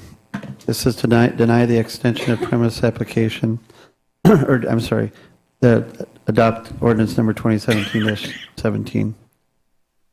Sorry about that. Alderman Lundrum first. Alderman Lundrum? Thank you, Mayor. In committee, I talked about this also. I want to preface my comments by saying I love to drink, and I do. I love it. We have a lot of venues, a lot of options, but what I do listen to are people like our coroner. And our coroner has come on previous occasions and said, please don't do something like this. Please don't have, in addition, he talked about when we were doing the convenience stores that sold gasoline. And so I am listening to him. And also, we have I guess, not habit, but a tool that we use, and we look to other communities on what they have done. And I'm actually very proud of Neenah holding strong on this subject. We don't need it as a drive-up. If an officer needs 3 field sobriety tests to determine a drunk driver, I don't think that a beverage operator licensed cashier can come out to the car and adequately discern an impaired driver. Also, when we did deny alcohol sales at convenience stores that sold gas, we were very strict and very purposeful in that decision. And if we allowed this now through Walmart, because apparently all the other communities are doing it, that is a huge slap in the face to mom and pop operators that have come before us and said that it would affect their sales because of the incredible convenience to be able to drive up to a place like Walmart or some of the other bigger stores. So that's why I encouraged staff to come up with this, and I will be voting for this prohibition. Thank you. All right. Alderman Boyette. I thought Chris was next. Oh, next, I'm sorry. Alderman Coons. Thank you, Mayor. I'm against this denial. It's a double negative, but I looked at the minutes and I came down with seems like there's 3 reasons why people want to deny this. One is it's convenient. One is to reconcile with the decisions made at committee level to not allow sales at convenience gas stores. And the third one is a greater prevalence of alcohol being available. And to me, I find none of these arguments convincing. From a convenience standpoint, grocery stores, I can go buy it right now. It's really convenient. We should stop doing that because it's convenient. It's convenient for me to be able to walk in any bar and get a drink and get in my car and drive, which is what everyone's doing right now. So, I mean, we think about it right now. I can guarantee you tonight in this city right now, there is someone getting served a drink that's impaired. What's impaired? Maybe not legally drunk, but certainly impaired. If they didn't serve people who were impaired, bars would go out of business. I bartended through my college days, and it's all about repeat customers. If we want to get the problem, let's be a dry city. That would get the problem. But convenience, if we want to make things more difficult, I guess I don't get that one, and nor do I think this is going to do it. I can go get a taste test of any beer or wine in my grocery store right now. Almost any day. I'll go shopping tomorrow, and it's convenient. So I'm not sure that argument works. As far as reconciling with convenience gas stores and decisions made there, I see these as 2 completely different things. And that is, first of all, by allowing this in grocery stores, we don't, which really gets to my third one too, but we don't create any more opportunities, any more places to buy alcohol as we would in convenience stores. We would, in a sense, double or triple the amount of places you could buy alcohol if you did it in convenience stores. By allowing grocery stores that already sell alcohol to sell it in a slightly different way, we'd create no more places where you can buy it. But the biggest reason, I think, is also, I'm going to say, convenience in a spontaneous way. It's the same way that grocery stores, when you go there, they set up all the candy at kids level, and they get the checkout. And what happens is, they end up buying that candy bar that they weren't normally going to buy, spontaneous buy, because it's right there and it's the whining factor kind of a thing. Well, in a sense, that's what you have at convenience stores, and I think it's not my argument I'm making, but I think the argument that's being made is in convenience stores, it's that impulsive purchase. This is just the opposite. In particular with what's being offered with Walmart is it's a 4 or 5 hour wait minimum, if not longer. So it's something you have to really think about. I'm not thinking this is the kind of person that's going to go, yeah, let me make that order. I'm going to go pick it up 5 hours from now because I really want to drink. I mean, this is not about that. This is about grocery stores and people shopping in a different way. We have to recognize that shopping is changing dramatically, and if we want to be relevant and have grocery stores, we got to start thinking about this. It's starting now, but it'll become more and more prevalent, and it has been in other places, that people start shopping this way. And we need to change with that. There's things we need to put in place to ensure all kinds of different things. As far as judging if someone's, again, had too much to drink, every one of our bars and restaurants right now are failing that tonight, and every single night. Police can verify that for you. But to think that nobody leaves a bar or restaurant and gets in their car without having a drink or two is crazy. Of course, they all do. In here, it's not an issue of that. Again, they have to do this ahead of time, think about it, order it. These are families and people who are busy and trying to get things done and at work and want to pick up their stuff on the way home and trying to make it convenient. So I'd be voting against this. I'm not sure what a negative, voting against the denial will be. And if there's enough interest, we can explore that. But I really hope we rethink this a little bit and think about how people shop. I am not in support of drive-through alcohol purchases. It's a different animal. I'm against drive-throughs as it is. If I go to Dairy Queen and buy popcorn, I never go to the drive-through. It drives my wife crazy just because I hate drive-throughs. But drive-through is a totally different thing. There's certain things that have to be in place. One is that you couldn't pick it up immediately. Part of it is if you're getting groceries or anything else, the store wants time to put it together anyways. But that there's a delay. All those kind of things that are in place that I think make this most easy way to shop, or most safe way to shop for alcohol that I can think of, because of delay and all the other things. I've gone long enough. I'm sorry, but I don't think this is a good idea. I'd love to see this go back to committee and rethink this a little bit. Thank you, Alderman Coons. We get out of here by 9:30. I'm going through the drive-through at Dairy Queen. Guarantee you. All right, Alderman Boyette, and then Alderman Pownell. So my problem with this is that we have this ordinance that we're going to try to put into effect, and then we're going to go ahead. Our next one is to vote for or against the Walmart being allowed to extend their alcohol sales to the drive-up pickup that Alderman Coons was just discussing. When we have, in fact, a pharmacy or two in our city that sells alcoholic beverages. And to me, that speaks a lot more danger to our community than a gas station or convenience store that sells gas to be able to sell alcohol.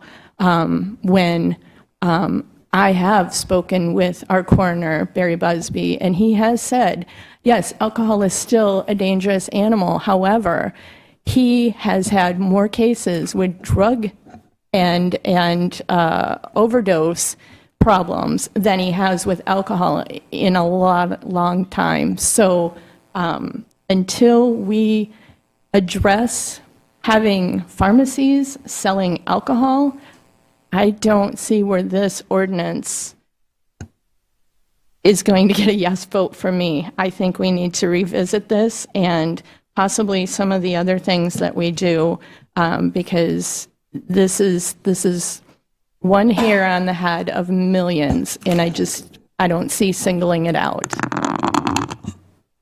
Alderman Pownell. Back up a little bit.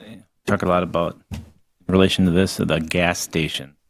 And I was at the committee where that was brought up for discussion a couple of years ago. And history, that ordinance, I did a little research on that, it was 1977, and Attorney Gillespie said he don't remember the reasoning because it happened before his time, and probably current Judge Guns might know, but that nobody could explain to me when or why, or we couldn't find minutes of why that was even implemented as far as the gas station. I came in front of the committee. It was never put to a vote by this council since I've been on, so there's never been specific action to that. In relation to the drive-up alcohol sales, I think this is kind of dovetail on what Alderman Coons had said. This is already a functioning place that sells alcohol. They're doing it in a different way.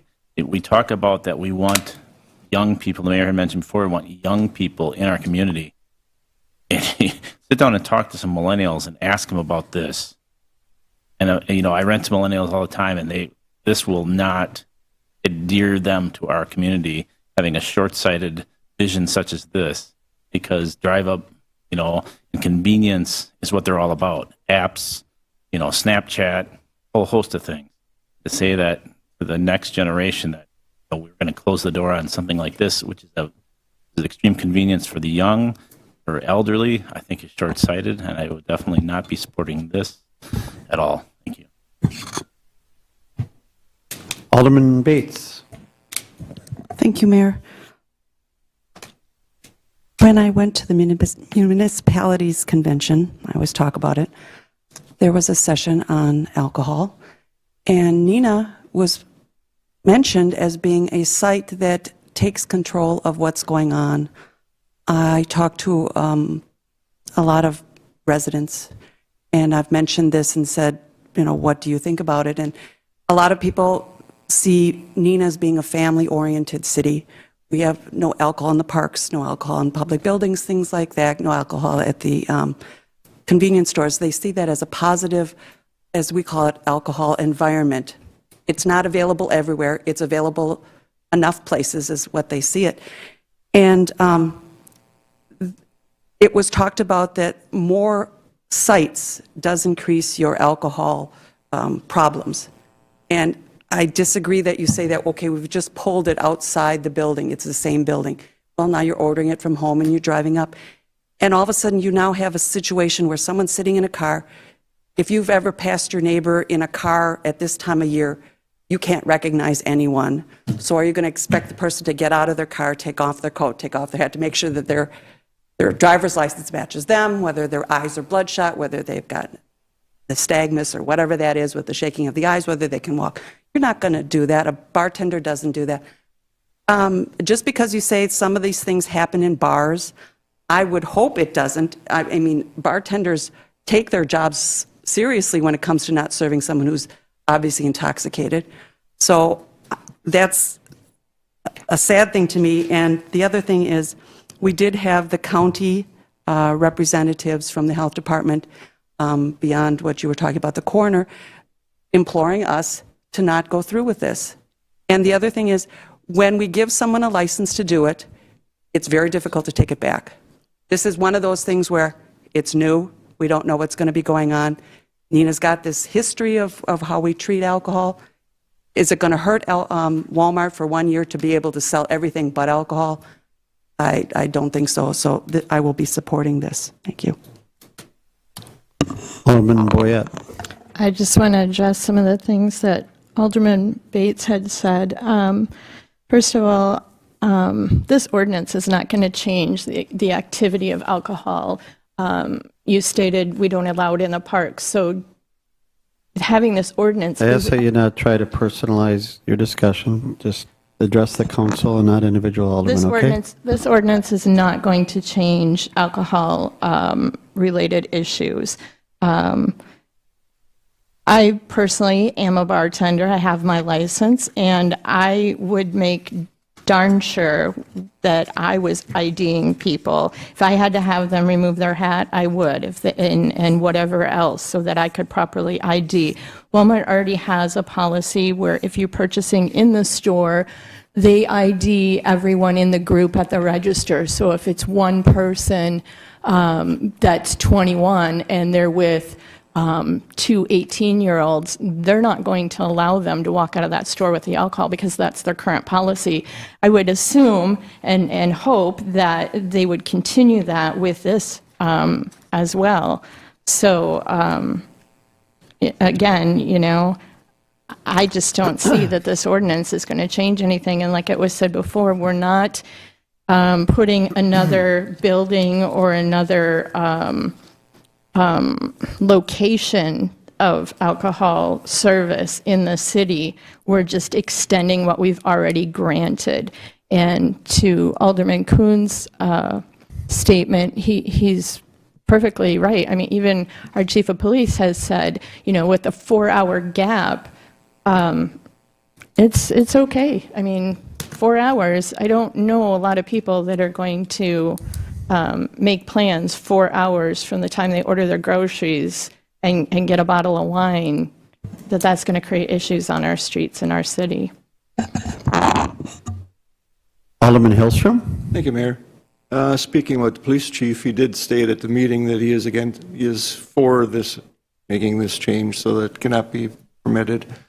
And, you know, talking about younger people and needing to do this, I go to a younger person, which is my daughter, who's a young mother, who works at a local hospital. And, you know, she begged me not to let this go through because she sees people coming through there that are affected by alcohol. So that's why I'll be supporting this evening. Alderman Bates? Thank you, Mayor.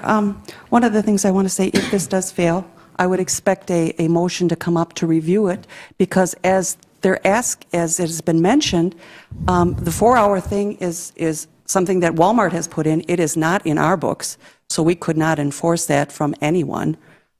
Any of these other things that Walmart has conscientiously put in their rules is not in our books. So that's all I'm going to say. If this doesn't pass and we start allowing them, we have no control over that. Thank you. All right, thank you. Alderman Coons? I wasn't going to say anything, but we have complete control. We can do whatever we can put whatever we want together. Now, obviously, if we say, hey, you can not have to have a 4-hour rule, then we have a hard time saying to someone else you have to. But we can make the rules, and none of this has been set yet. And yes, I would say that part of those rules would be that you'd have to have some lag time, whether it's 4, 5, 6, 8 hours. We could decide what we want that to be. We could decide all kinds of different pieces on this. It's under our control to do those kind of things. And I'd say let's put some reasonable things in place. And having the time lapse is one of them. But it is one where, are we going to then deny the next time one of the churches comes by and wants to get a beer license for their, roundup party or whatever they have on, because they all asked for them? Are we going to say, no, you can't do that, because we're creating a whole other place to drink alcohol and, all the different issues that go with that. But we do allow those things. So I think we have to watch that we're consistent in our overall approach. And that's my only concern. And I just wanted to also, when I talked about different bars, I'm saying serving people who are impaired. Not necessarily they're legally drunk or not, but I'm saying if you had 1, 2, 3 drinks, you are impaired. You may not be legally drunk, but you certainly, as many studies would show, that your driving is impaired even after a few drinks. And again, that is happening every single night, numerous times at 38 establishments in the city, roughly. And we're worried about grocery stores. How many we have? We have, I'm trying to add up, 3, 4, 4 or 5 grocery stores in our city. Again, we have battles of trying to keep grocery stores around. Menashe's trying to get one in for a long time, and they struggled. It's a different way. It's simply a different way of shopping, from my standard. And it's just, I've said enough. Bates? Thank you, Mayor. Just to clarify, I didn't say we couldn't put controls on. I said if this does not pass, we have no controls. And if we allow one to go through, we have no controls over that. Okay. Alderman Palmer? Yeah, to speak to Alderman Bates's point about having parameters, I'm all about process. And I was encouraged because there was quite a lot of length of discussion relative to the next item on our agenda, homeowner's permit. I was hopeful that we were going to have something that set parameters supported this whole process for long term, but then this came up all of a sudden, and it seemed like come out of the blue where it just says, no, we're not doing anything. So I would challenge the committee to come up. They did a lot of great work with the chief and everybody. I thought we were close to having a kind of a game plan on that. So I would be definitely supportive of going down that discussion as well.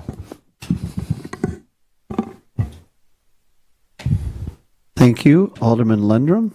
Thank you, Mayor. A point that I didn't really touch on is if we do allow these bigger box stores to allow this, I can pretty much guarantee that our locally owned mom and pop specialty liquor stores will be negatively affected. And to benefit Walmart and lose a couple of our mom and pop liquor stores, not okay with me. Thank you.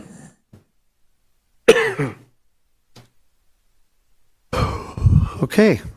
Had a full discussion on that. Anyone else? The motion is to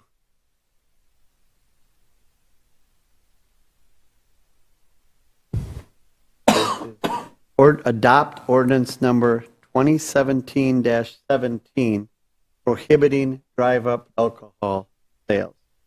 If you're in favor of prohibiting the drive-up alcohol sales, you will vote for ordinance 2017-17. Everyone understand? Just want to make sure everyone knows before we vote. All in favor of that motion will vote aye. All opposed will vote no using the roll call machine.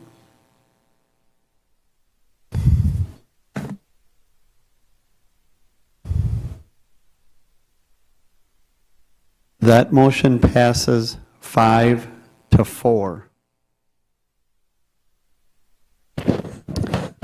Item 2, committee recommends council deny the extension of premise application from Walmart number 2986. And before I make that motion, I was just wondering if we have to make that motion from the city attorney, whether or not the previous ordinance would automatically do that. The ordinance does not go into effect until after it's published, so it would be wise to carry through on. Then I would so move.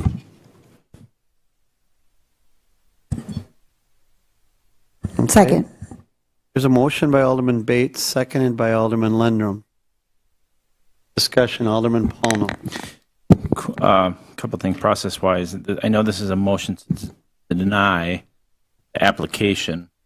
Is there I don't know if this is possible, but would we have to vote in the vote this denial down if we wanted to make an amend? My thought is if we amended this motion to allow the permit minus the alcohol, how could we do that? There is no need for a permit for the other sales. The only action that is needed is to extend the licensed premises for the sale of alcoholic beverages. So the operation of the drive-up grocery sales still exists and is operating right now. Okay, so they don't even need a permit for drive-up grocery. No.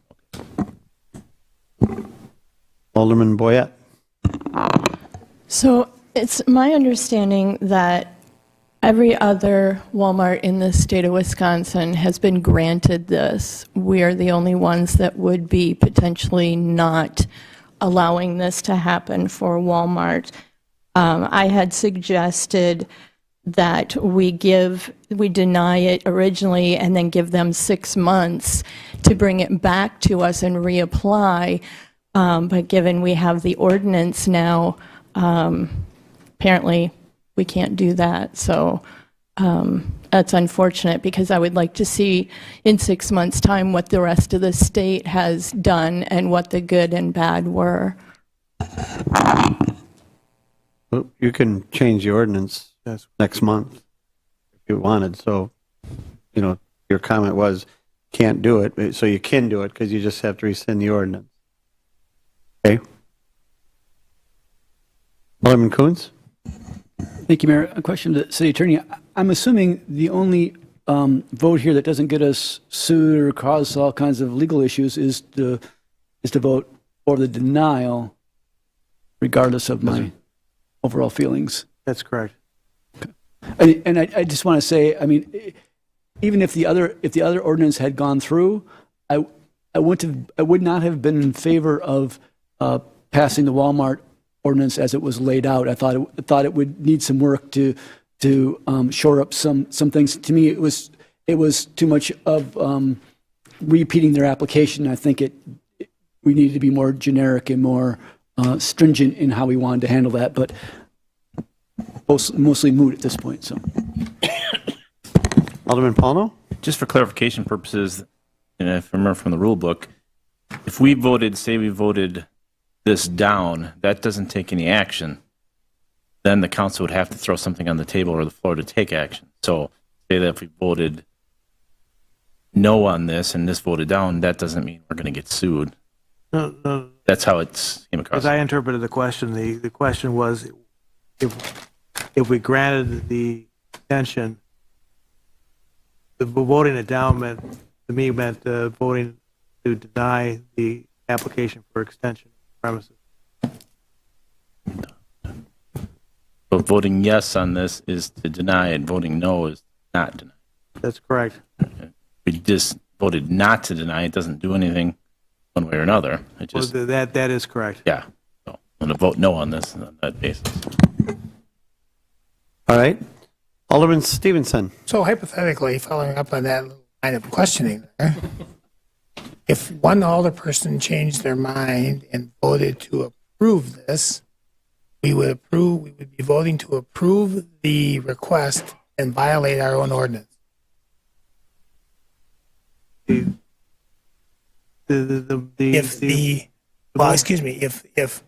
that's a good point. If the vote were 4 affirmative to deny and 5 not to deny, which I would define as being in support of granting it, then we would be in violation of the recently created ordinance. That's correct, but just approving to deny the request does not grant the. Yeah. Okay. Fair enough. Not that I anticipate that, but it's only one vote. Just a chance to editorialize since I have the floor, and I didn't speak at all to the last motion because I voted in committee, and I was hopeful that council would see the light, because I support completely Alderperson Kuntz's rationalization of why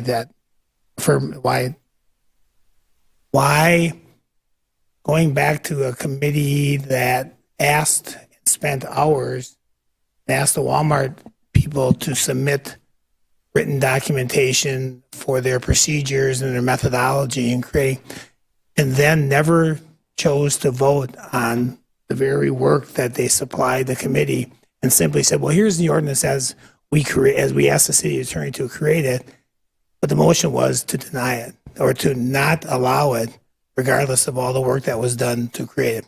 Certainly within our rights, but just kind of surprising.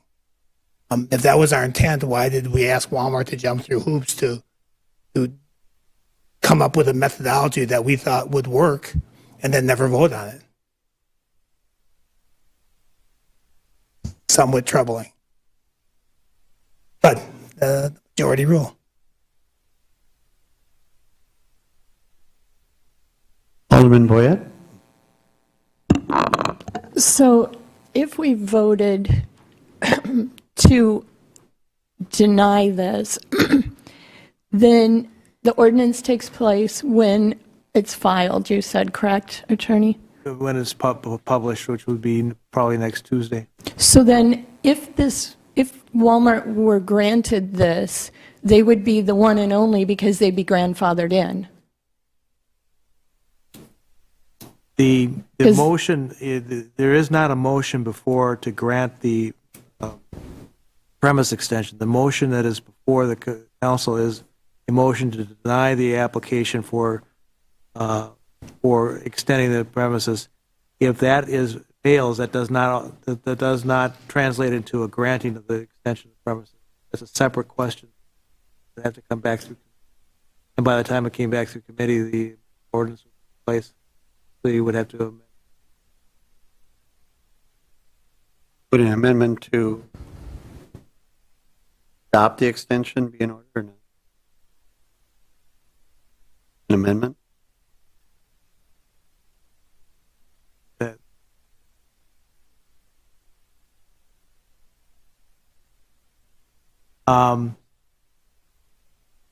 That would change the character of the motion to 180 degrees. Probably not germane to. Council operate under. Operates by Robert's rule. Task. All bases, I guess. Alderman Bates. Thank you, Mayor. I would like to compliment Walmart on their rules. We did ask them for and these rules were, I believe, corporate rules. So it wasn't as if they had to go through and make them up just for us as we requested them. They were kind enough to bring them forward to us. And they had a lot of good ideas that we all pondered over and said, how can we apply this to the city and other sites? I think that's when it kind of came out that it wasn't our time to do it, because when we looked at all the things that they were requiring, we saw flaws that could happen. And until we have any sort of history on something like this, or we look at the entire population of entities that could add on a drive-through place, and they might not have a 4-hour wait or something like that. We don't know any of these things, so I appreciate what they had, and we did work off of that. And it was one of those things that when you get more information and you start looking at all the possible if, ands, or else's, that's when we said, for now, we need to hold fast. And if there's a request by aldermen in time to look at history and move forward with a different idea, that's a possibility. Thank you. Alderman Pono. As a representative of Walmart's here, I would like to ask her to come forward. I have a question for her. Just generally speaking, if this is just my personal question, if you were going back to the supervision and management at Walmart, what would you convey to them about your experience with city government in Neenah? So I've actually given them updates. First thing first. Oh, I'm sorry. State your name and address. Samantha Osment, 51 North 12th Street, Clintonville, Wisconsin. So I've communicated back and forth with them after every meeting we've had. I believe I missed the meeting last Tuesday. Was there? My daughter at a concert. But I've made it to every meeting, and I've communicated back with them and all the information. They've been open to the feedback. I've been taking notes while I've been here. I mean, I know it's all public too, but send it back to them right away tomorrow so that they can have that information and start looking at it. There was one other city that did deny the liquor license, actually. So there's 2 in the state of Wisconsin so far who have done that. So I just want to say thank you very much for coming to all our meetings and going through all the work. It's been really interesting, actually. I've enjoyed it. I've learned a lot. Thank you. Thank you. Can I ask you one question? Been any discussion corporate about legal action? Our legal team is involved in all of our conversations, but they've in the other city that denied was a couple months ago. At this point, I've seen nothing. So they're just revisiting their other options and what they can do. Okay. Thank you for your openness. Thanks. Appreciate it.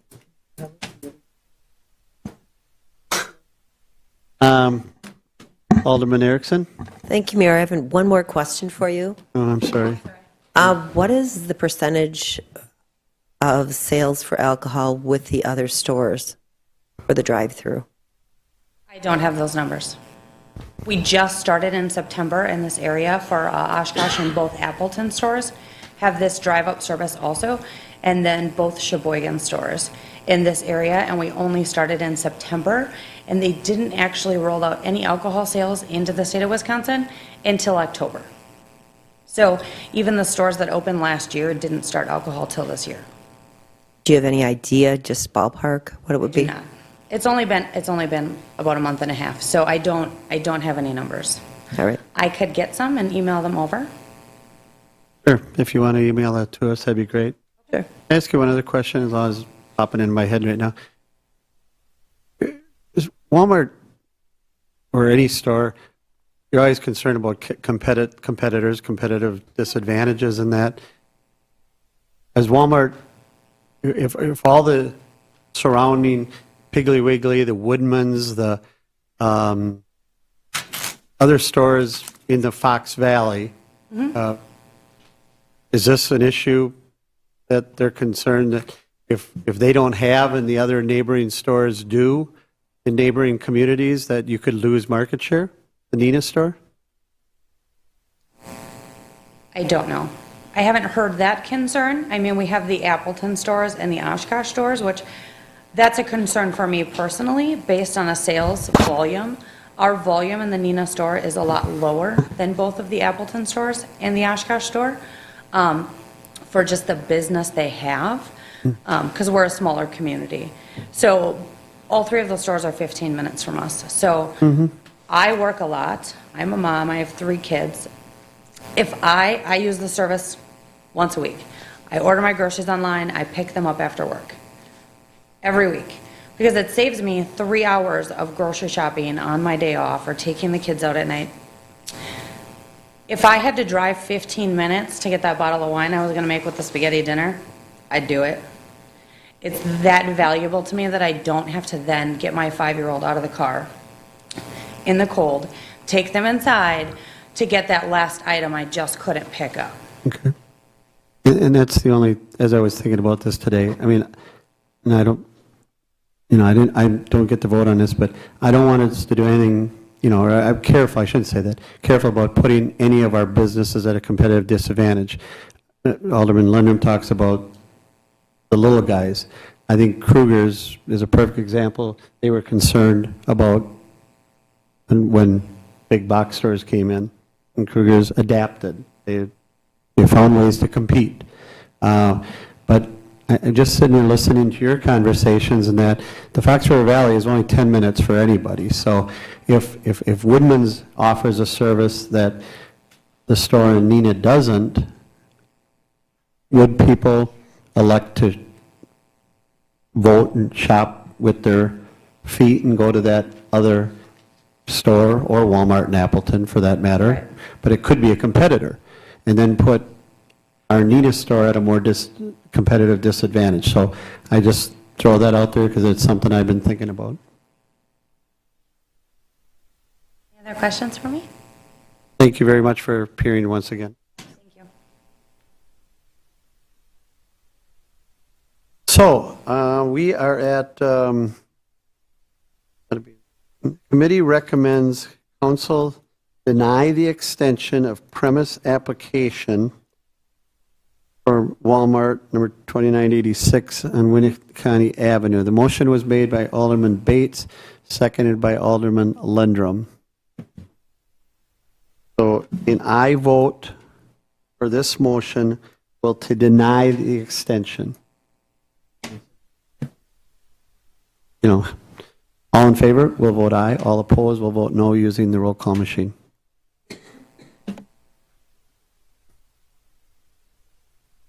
That motion passes 5-4. Item 3, the committee recommends council adopt ordinance 2017-18, amending the official traffic maps, and I would so move. Oh, sorry, hit the wrong button. I meant to do a second, so can we do that one again?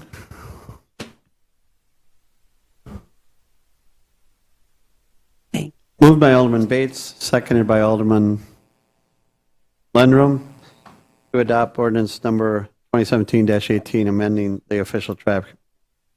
Any discussion? Alderman Bates? No, I hit the wrong button. Okay. Any discussion? Seeing no discussion. All in favor will vote aye. All opposed will vote no using the roll call machine.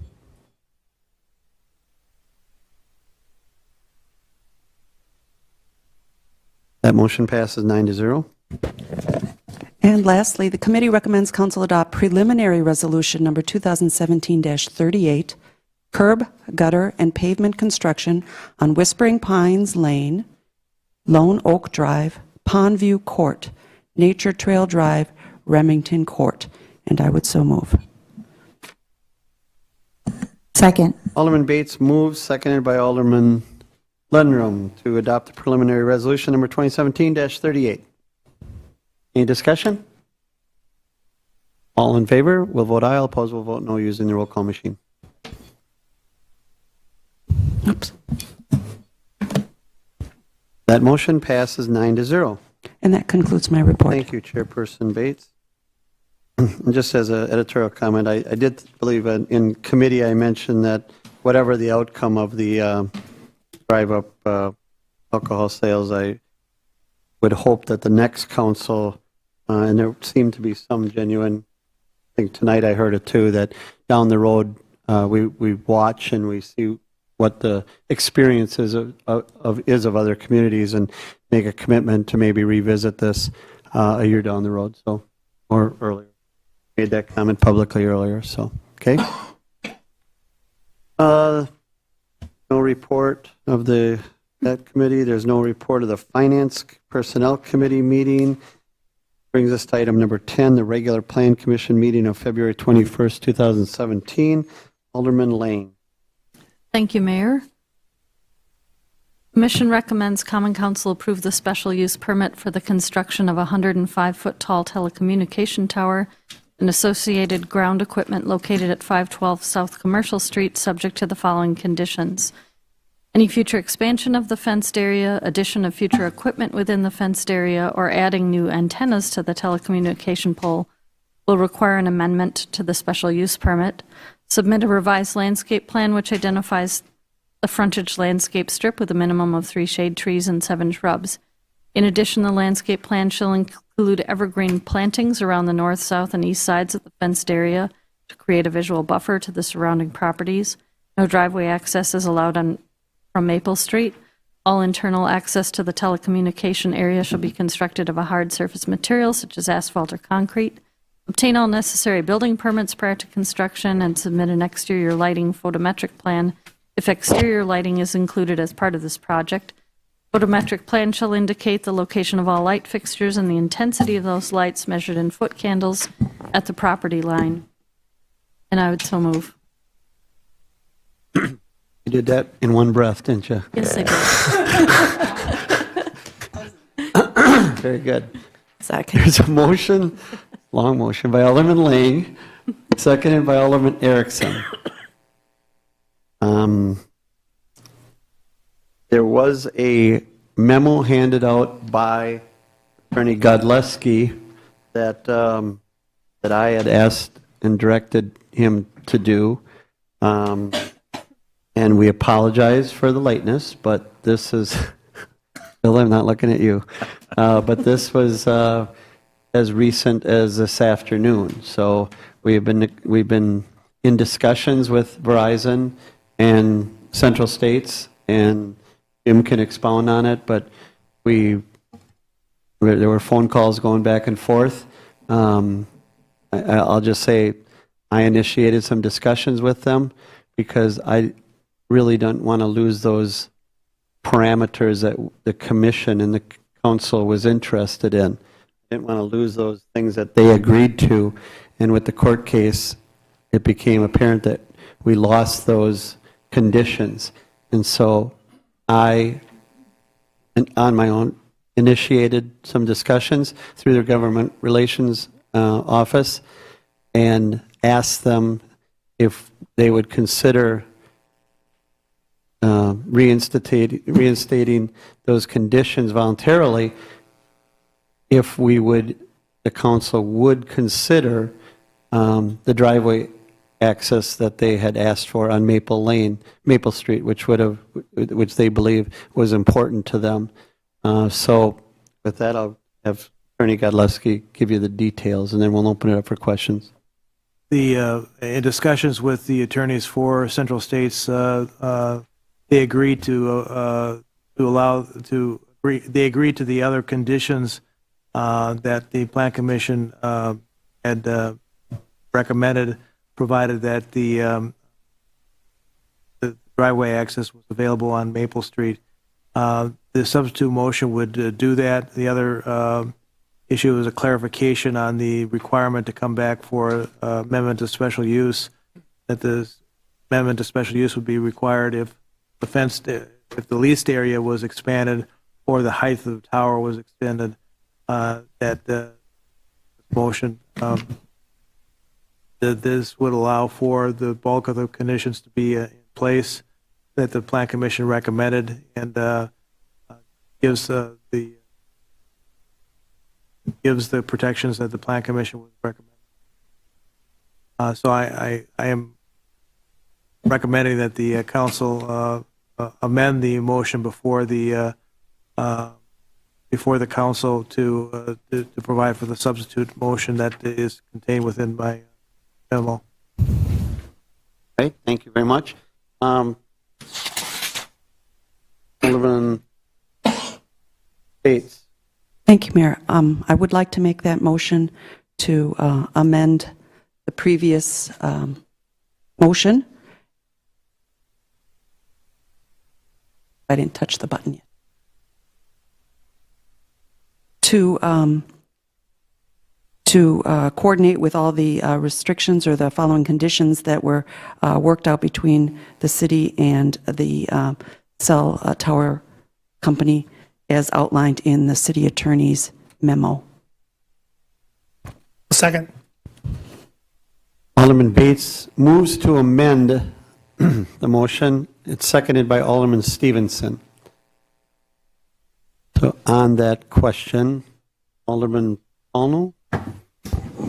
Yeah, I always find it problematic to get, as I say before, if I receive information at a meeting that I haven't had time to review, which I haven't. But with that being said, a couple things that are, we received an email correspondence from Attorney Gillespie with a letter from their attorney basically saying, you lost, tough, going to go move forward, okay?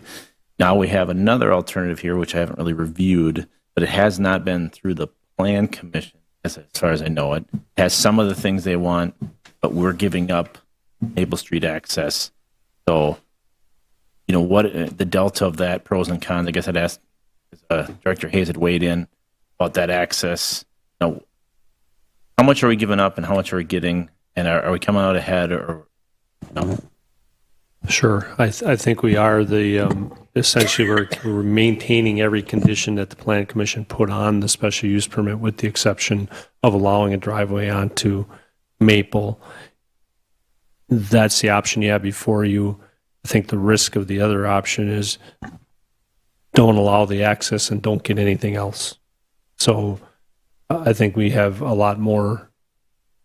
There's a lot. The recommended motion from City Attorney Gillespie is by far a better, in my opinion, a better approach. And the project will be, albeit I'm not happy with the tower there, as you know, I think it will be, the impacts will be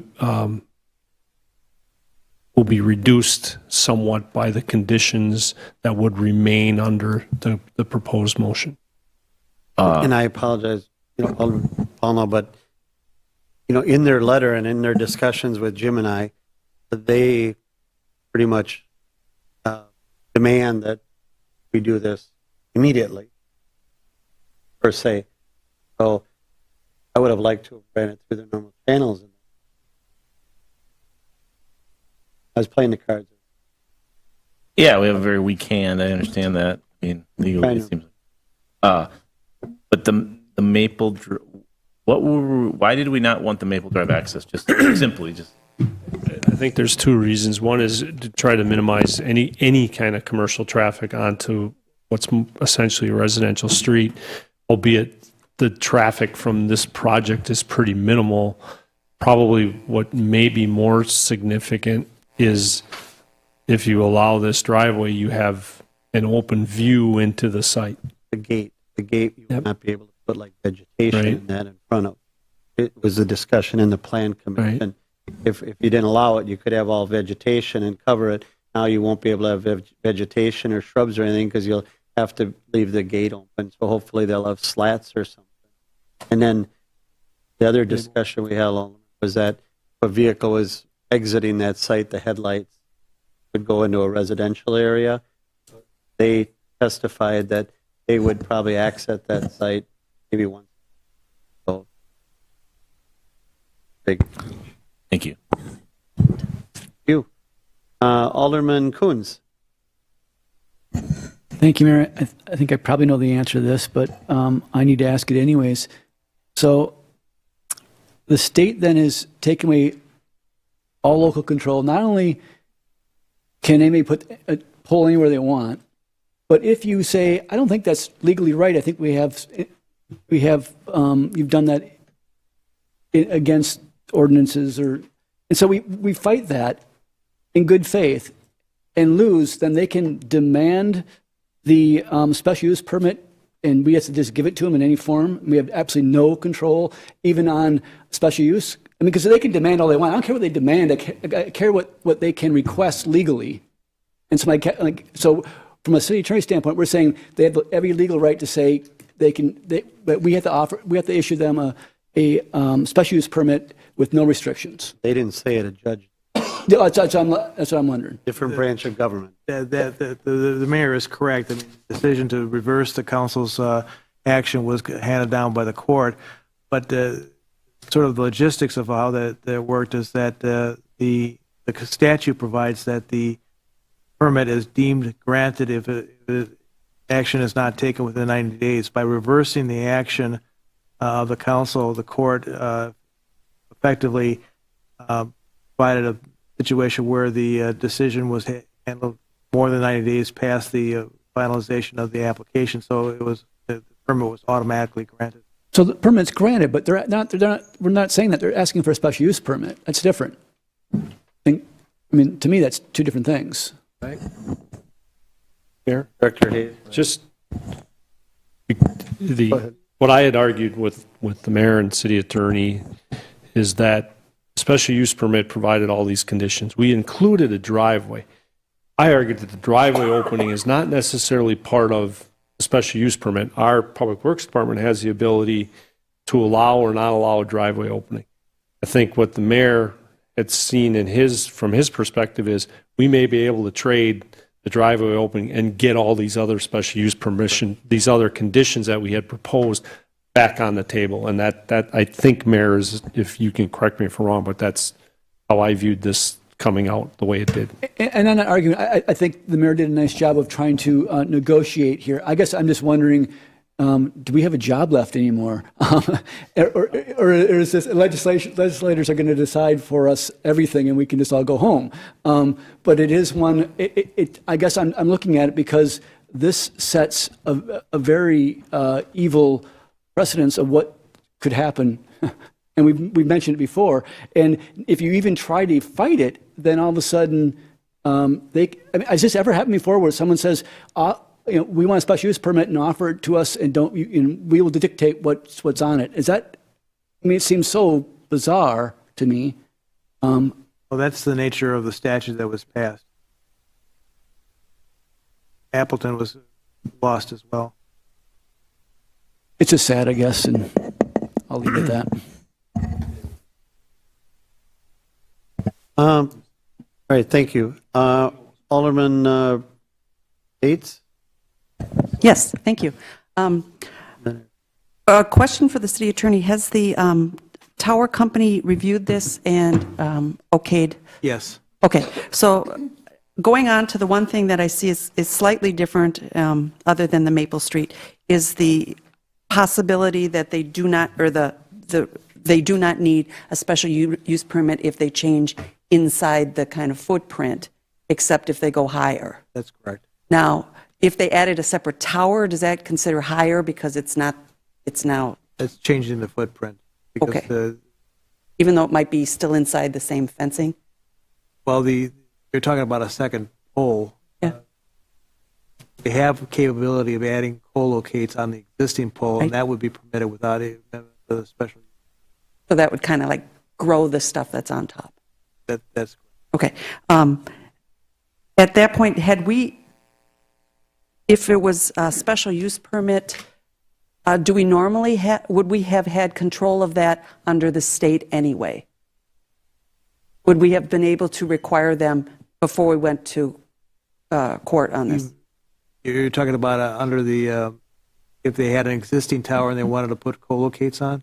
Or did we have, other than the co-locates, are we losing anything by saying you don't need to get anything by having, you could just get a building permit and you're fine.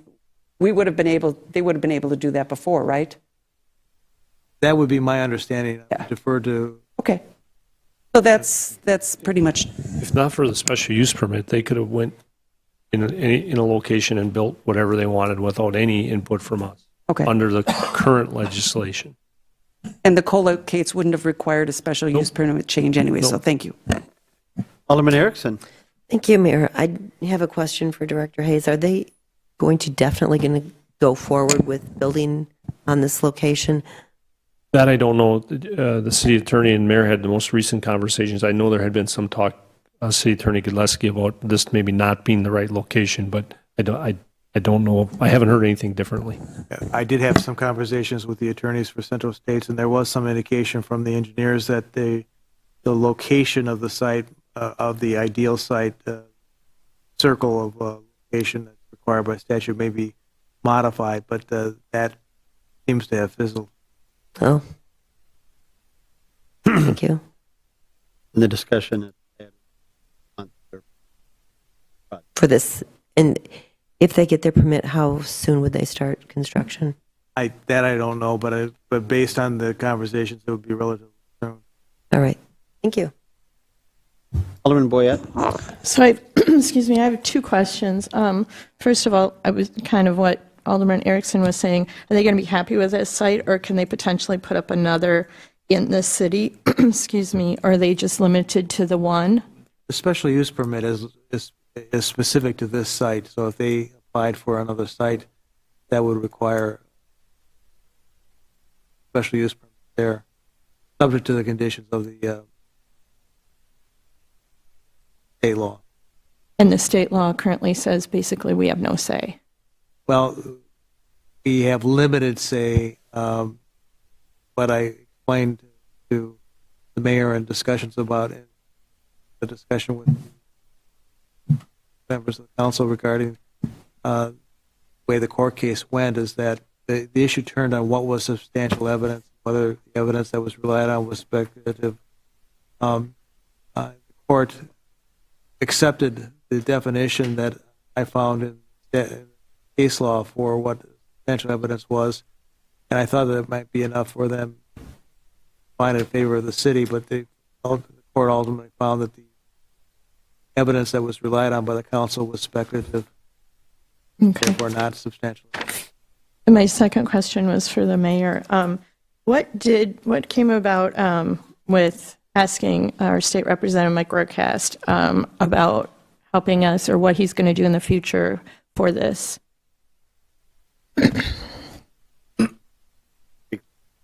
He said he would consider it. He said there are some legislators who, since it's been passed, has it expressed some concern about how far they went, but it won't be this legislative session. This legislative session ends probably in mid-March, so it will not be then. So, and quite frankly, I know how it works. I mean, this thing's probably here to stay, but maybe it could be tweaked in the next legislative session next year. Okay, thanks. Alderman Bates. Thank you, Mayor. Part of this discussion had to do with cleaning up the lots towards Commercial Street. Have they done any thoughts on what was going to happen with the buildings west of there? Central States does not have, their leases for the back part of the property, so they don't have any authority to do the buildings. The owner talked about Bright Star Properties. Have we made contact back with them to let them know this is going forward, and maybe they would go forward with their kind of cleanup? They had stated to me, but they've had some things have changed since partners passed on. So one of the partners of that firm, Bright Star, has passed. But they had mentioned to me if they got this permit and that they would consider then doing something with the front to make it more of a viable commercial property. That was the extent of the discussion. Director Hayes, do you have anything? Good luck. Yeah, I was just saying that maybe we make contact again with them just to. I'm not sure what that would do. I mean, we At have least no, lets them know that this is, well, it's their lease. I would assume they know.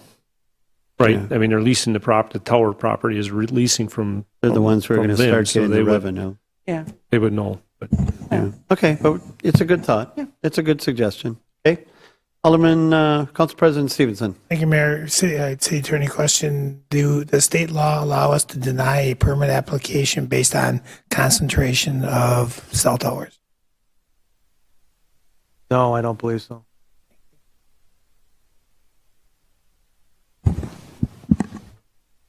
The statute specifically provides that you cannot deny it based on the fact that there's an alternative site available, and that's The probably. reason for my question was we're granting a permit theoretically tonight based on negotiated discussion.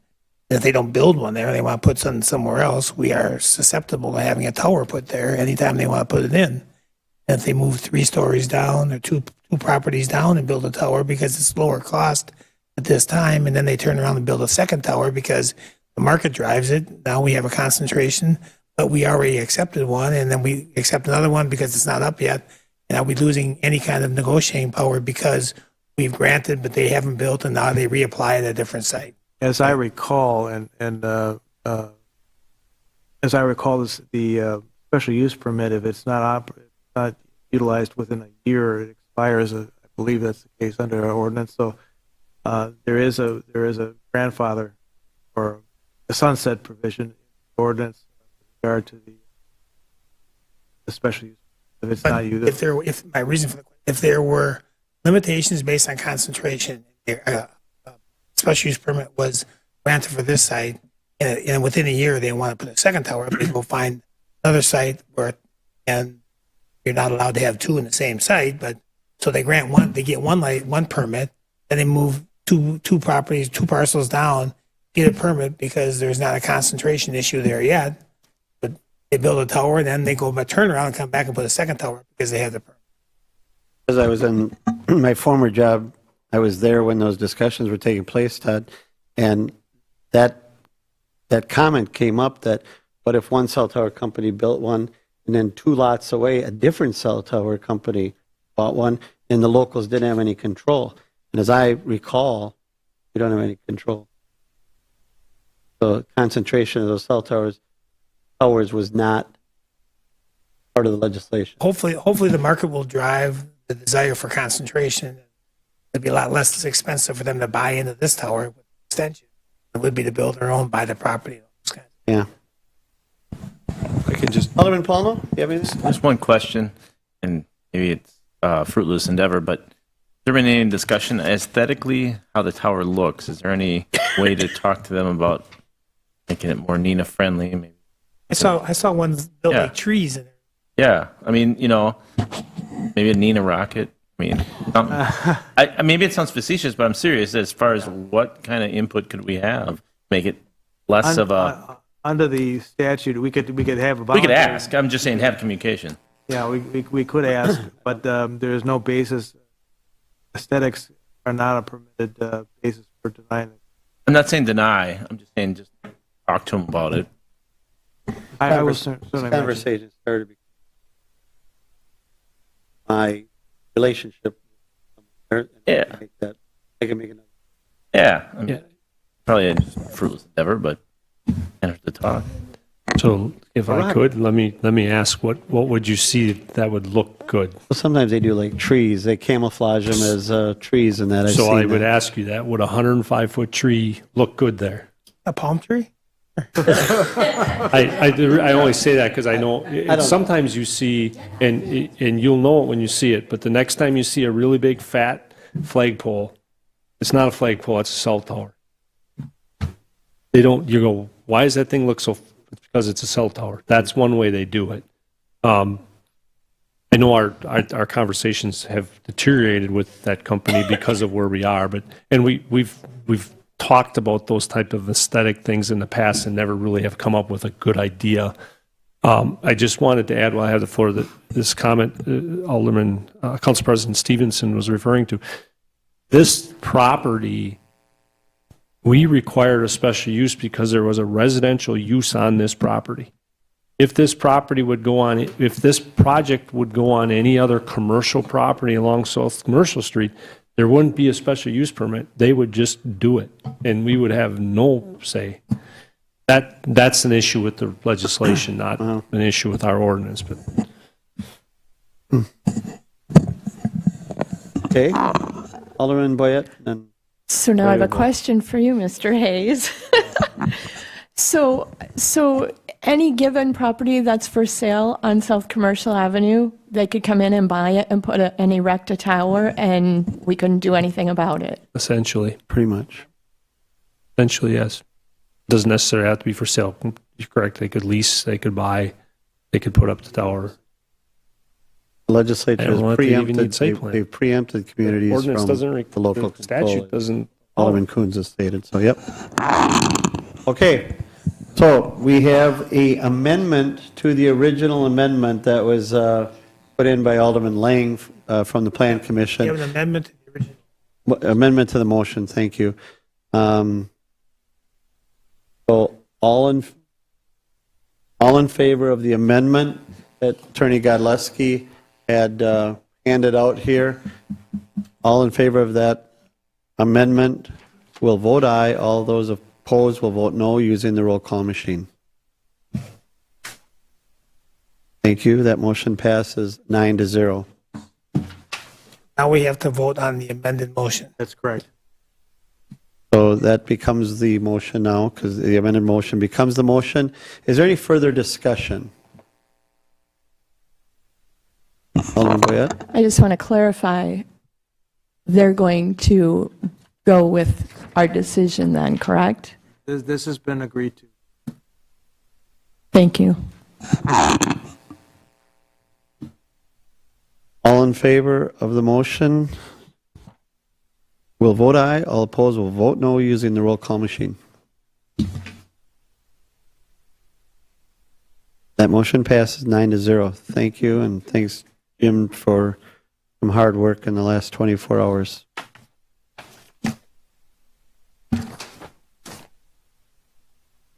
All right. There was no regular Plan Commission meeting. Item number C is the Neenah Fire Rescue Joint Finance and Personnel Committee meeting of December 11th. That would be Vice Chair Coons. Thank you, Mayor. The committee recommends the City of Neenah and the City of Menasha Common Councils approve ordering and purchasing a 2018 Pierce Impel engine and related equipment to replace a 1997 Pierce Quantum for a price not to exceed $559,240 of the approved $590,000 2018 CIP budget by January 31st, 2018 to avoid the February 1st, 2018 price increase. The Neenah Fire Rescue shall provide any informational update to the Neenah Fire Rescue Joint Finance and Personnel Committee of any change orders that were approved after the vehicle was ordered, and will only gain approval for expenditures from this committee and both finance committees if the cost will exceed the budget amount of $100,000, and authorize Director Easker and Director Jacobs to review the financing options from Pierce Manufacturing and approve the most advantageous financing options for both cities. In addition, authorize. Aren't you glad I had Alderman Coons read this, Alderman Stevenson? Oh, yeah, I would have digested. I'm sorry.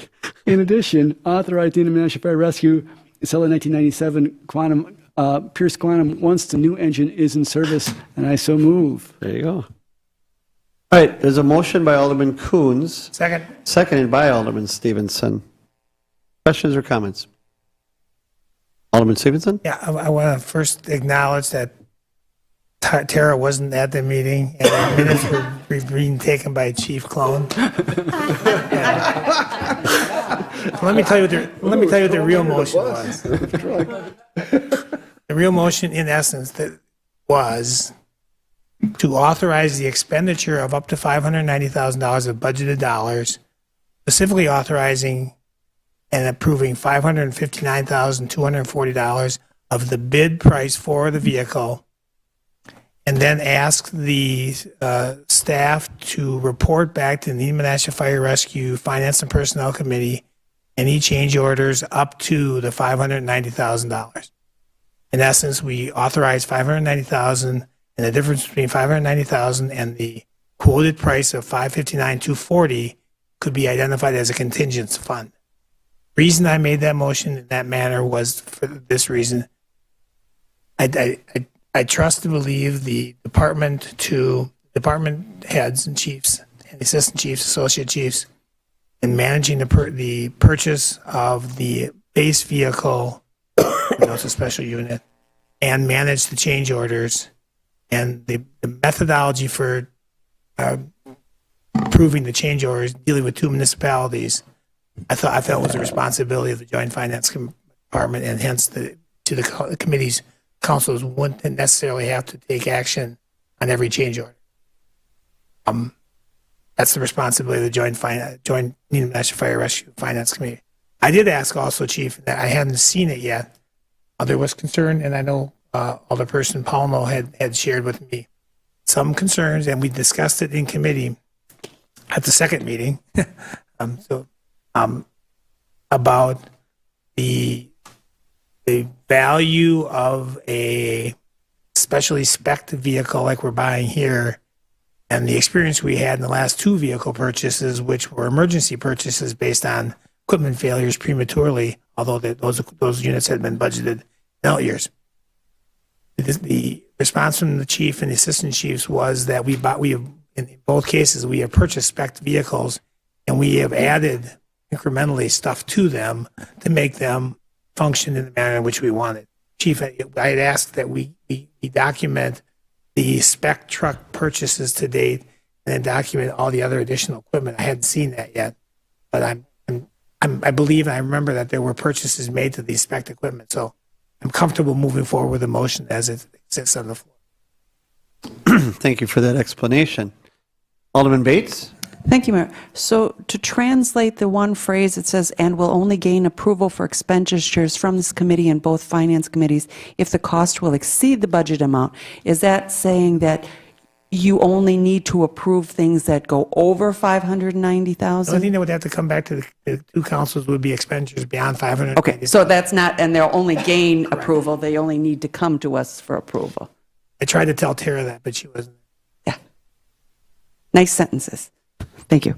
Alderman Coons? Thank you, Mayor. I just wanted to add about the stock items, because it was something I was very keen on, the fact that we've purchased prior to stock vehicles at, I think, roughly $100,000 savings per vehicle. And so to me, I was all set on that. And hearing some of the issues was one thing. Also then hearing, too, that there really were no vehicles available. And a hard look to try to find a vehicle, and there just wasn't even one that we could. So those combinations, it was something we looked at hard, and ultimately, I think we've got a nice vehicle. There was part of what happened here was a I don't want to say a battle, but looking at 2 different manufacturers, really for the next group of vehicles we'd get. So this is kind of a large step in that. We can only go to competition so many times and hope to get a competitive bid. And at some point, this was about what vehicles we are going to purchase for several years into the future. And so it's, to me, this vote's more than just this vehicle. It's about recognizing Pierce as being the manufacturer of choice for some time in the future, based on all the work that's been done prior, encapsulated here, but with greater power. All right, thank you. Alderman Bates. Thank you, Mayor. I was wondering if Council President Stevenson actually had his revised version in writing, in which case I would wonder if they could amend or a friendly amendment to go to the wording you had as opposed to what's in here, because it's... Don't have it. Okay. But you're comfortable. Well, I'm comfortable that I know how it's going to function. as it I comes guess, back to committee. and then I would say the only thing I would like to change is instead of they will only gain approval for expenditures, if it exceeds it, they will only need approval. Because I think it already says that they would, and any other changes need to be reported to the committee.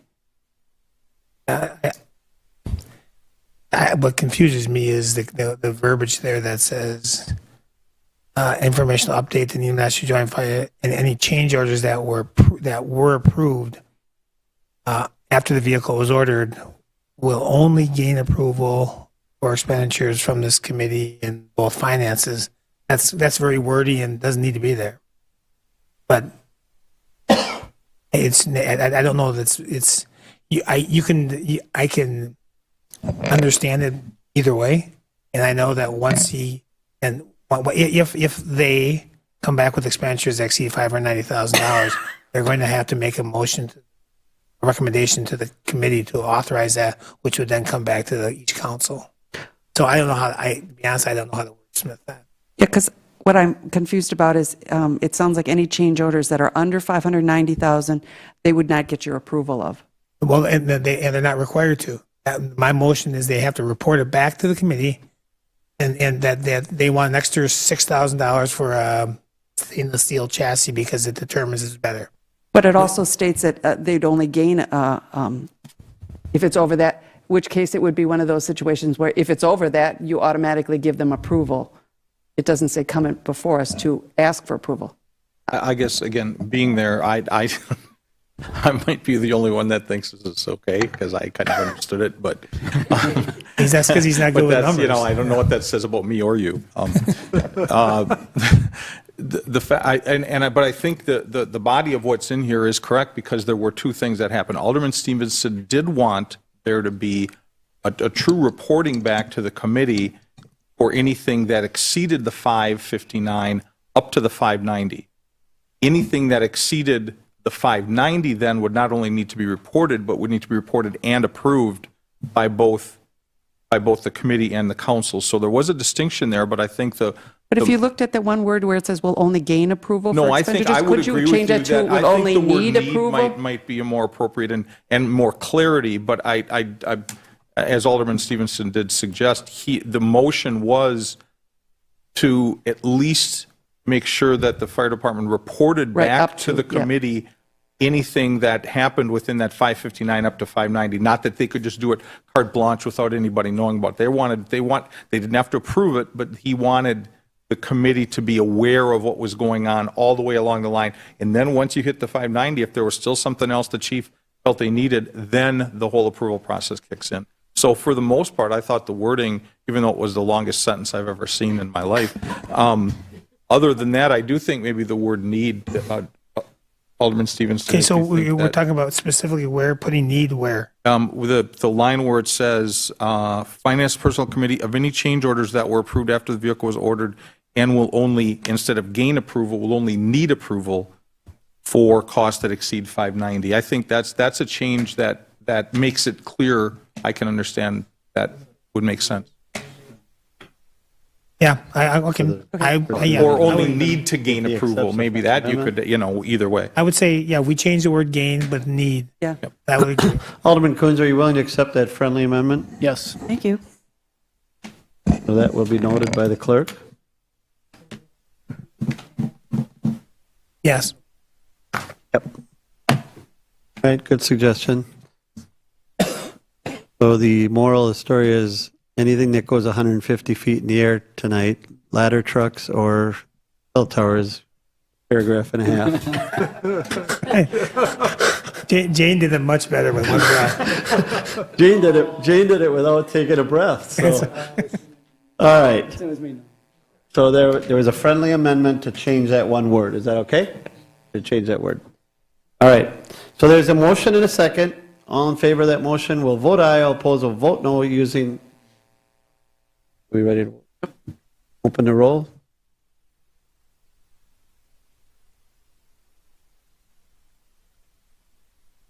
That motion passes 9-0. Mayor, just to follow up, if I could. Sure. The motion did indicate that Directors Easker and Jacobs were to review financing options. City of Neenah, I'm assuming, has recognized the borrowing package, capital borrowing. It's currently in motion to bring forward. I believe what this refers to is the fact that Pierce apparently does offer a discount if you pay early. The question is, what are we losing in paying early in terms of interest that could be earned in that money? So we'll both analyze that and make a decision. So the council's aware of that.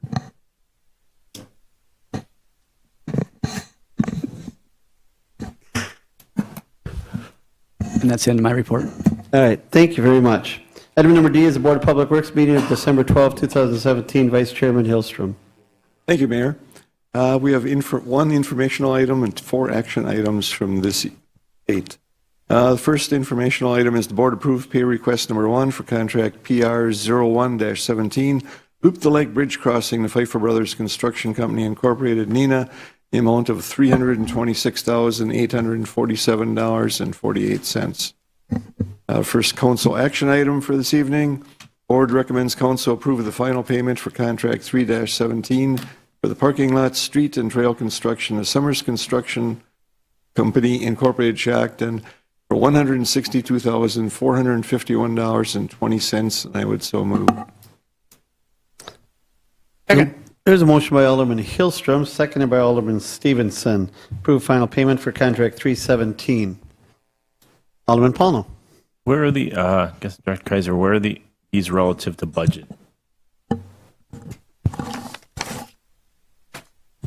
The item summary, or the contract account summary kind of lists where things are relative to the contract breakdown and budget. The parking lot was higher than our estimate, but is enclosed within TIF 10, so there's adequate funds in that TIF for the overage. Bergstrom Trail likewise is in TIF 9. That one came in higher than our estimate. The others were fairly close to on budget. Thank you. Any other questions? Being none, all in favor will vote aye, all opposed will vote no using the roll call machine. Contract 317. Passes 9-0. Item number B, the board recommends council approve the final payment for contract 4-17 for Industrial Drive Concrete Street Rehabilitation to Summers Construction Company Incorporated, Shackton, for $42,748.23, and I would so move. There's a motion by Alderman Second. Hillstrom, seconded by Alderman Bates, to approve final payment for contract 417. Any discussion? Being none, all in favor will vote aye, all opposed will vote no using the roll call machine. That motion passes 9-0. Item C, the board recommends council approve the purchase of the Duraflife deck boards for contract PR 01-17, Loop the Lake Bridge Crossings from Integrity Composites, Maine, in the amount of $65,024.75. The funding for the $3,024.75 over the budget amount to be taken from the contingency, and I would so move. There's a motion by Alderman Hillstrom, seconded by Alderman Bates. Discussion, Alderman Boyette. So I have a question. I thought, Director Kading, could you come up? I guess it's going to be your question. I thought we were buying these boards early and in bulk so we could get them at a decent price. So, but this says that we're over budget. This was a low bid, but go ahead. Well, yes. When we set the original budget with the joint meeting between the City of Menasha and the City of Neenah, there was an allowance of $62,000 set aside for this purchase. When we actually did the RFP or the bids to get the product, it was $65,000 some odd dollars. There were 2 other bidders or something, 2 or 3 other bidders, and they So were in. what would it have been? originally, because you said if we bought it early, blah, blah, blah, and you guys budgeted, and then now it's over budget. So I guess I'm wondering, what was it supposed to be as opposed to what it is now? I would say that we budgeted, or we set an allowance aside for $62,000. I don't know that we were necessarily over budget. We didn't. We set an allowance based upon an opinion of probable cost, and when we sent out the bids, this is how it came back as the lowest cost provider at $65,000 versus the next one being at $75,000. If we would have waited, it would have been more? Is that? Timing is based upon construction. We need to get these on site. Right. I can speak to that. They're running about a month ahead of schedule. We were originally looking to get these on site for March 1st. Assuming you guys approve this tonight, I'm walking upstairs, or tomorrow morning I'm walking downstairs, I'm handing in the PO, and I'm saying, please cut the 25% checks so that we can get these ordered and get them on site. Alderman Boyette's premise, I think, is that I guess I would just ask you, someone estimated that the cost would be $62,000. Someone estimated. Right. And the estimate was a little low. Yes. Alderman Boyette? No. Alderman Bates? Paul, sorry, Paul. Okay, is this one of those expenditures that we can submit for under the memorandum of understanding for It'll not only the memorandum of understanding, I mean, it's part of the project cost, and 50% of this cost will be put towards the grant as well. How does that work? I guess it doesn't matter. What is your process? I mean, there's different fundings. So how do you determine which one would be submitted, or which one? Is there any real rule of thumb, or how do we do this? How do you go to Future Need and say, okay, here we got a bill, you want to pay it? You saw that we just approved a bill was approved for $362,000. Okay, I actually turned around per the memorandum of understanding, submitted the engineering pay request. That's already been submitted. The next day, that was submitted to Future Neenah, requesting reimbursement. Now they have to work through their process because I was actually ahead of the game. Menasha hadn't even approved it yet, I guess, but I turned it in. So they have that in their hands as documentation that the city of Neenah paid $362,000. Now I have to keep all that, so when I turn around and show the overall project cost to the state of Wisconsin, then they'll reimburse us for 50% of the overall project cost. I think it's safe to say, Alderman Paul, whatever is eligible for 50% reimbursement from the state of Wisconsin Stewardship Fund, we're going to do that first. Yeah. Well, no, that's post-project. There's devils in the details here, but the original grant request, we actually received 25% of the 50% of the overall project cost. So we have those cash in hand. So when the project's all said and done, we'll total all the cost. I'll submit all the paperwork with all the invoices and everything to the state of Wisconsin. They will then say, yes, approved, and then they'll reimburse us for 50% of the overall approved project cost. As far as Future Neenah, that paperwork's been turned in. The agreement is, there's about $500,000 of fundraised funds that are coming our direction. So we'll submit those, and then we'll get reimbursement for those. Am I making somewhat sense? Yeah, it kind of made sense. Yeah, and I just was wondering what the process flow would be like if you explained it, though. To me, there's not independent little projects. I mean, it's an overall project cost. And if I could just add, maybe Mike, quickly here, the auditors were in this past week, and we talked a little bit about that and how, and the auditors were interested in how this is all going to work too. Is that correct, Mike? So I think it's safe to say that they're also going to take a look at this, make sure next year that it's all done correctly, right? Alderman Bates? Thank you, Mayor. I think what Alderman Boyette was remembering is a discussion we had on whether if we bought these things directly, we got a much better deal. And that's true, right? So the original cost, if we had gone through one of their purchasing way of doing it, yeah. The direct purchase, instead of, in all due respect to Pfeiffer Brothers, but they're in business. They're going to turn around and put 10, 15% of a cost on top of this. Right. So that we it did would've save come that on- money. It'll save that money. By direct purchasing it directly from the supplier, we're negating that 10 to 15%, I don't know, someone else in business, maybe you can put a better term on that, Yes. that overage that they have to charge. And that for we their- did, that Right. was our That's big our savings. Thank you. So if that's what you're kind of thinking of, yes, that happened. Okay, anyone else? Just- Go ahead. We also save sales tax. Absolutely, and we would say sales tax anyways on this because it's a municipal bid process, They would pay project. for it because of the tax. Correct. Okay, so there's approve the purchase of Duralife deck boards for contract PR 01-17. And the money will be taken from the contingency fund account from that account for that project. All in favor of that motion will vote aye. All opposed will vote no using the roll call machine.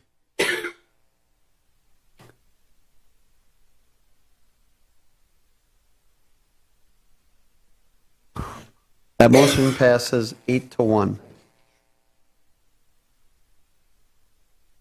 Item D, the board recommends council approve the final payment for contract PR 17-02 Washington Park Improvements, Phase 1 to R&R Wash Materials Ripon for $36,070.33, holding $5,000 retainage until the ice rink issues are resolved, and I would so move.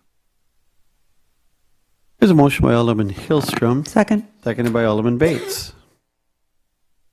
Any discussion? Alderman Boyette.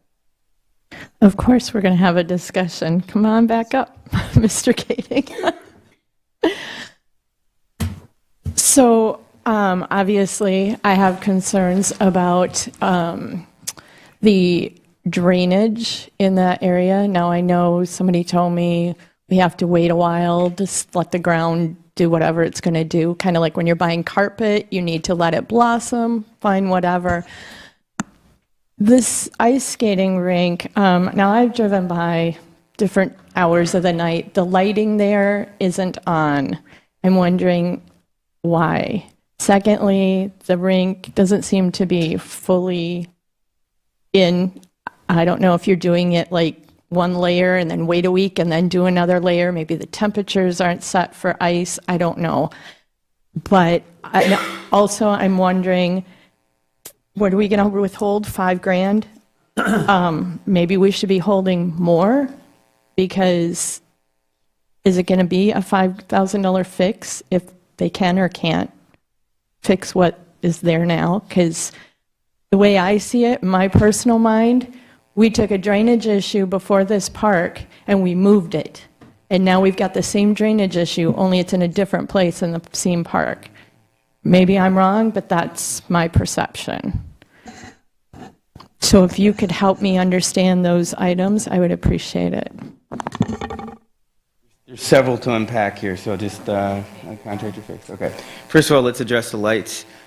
Two things on the lights. One, we don't want to have them on when we're not in use. So I don't want to be paying We Energy any money that we don't need to pay them. The ice rink is expected to open next week, Wednesday. Let's stay on the lights. We did actually identify an issue with the light situation, which is being addressed. New heads have been ordered. Between the engineer and the electrical contractor, they were supposed to be adjustable heads. That he installed fixed heads. Not our problem, not my cost. To the city of Neenah, get it resolved. So we will be addressing that issue.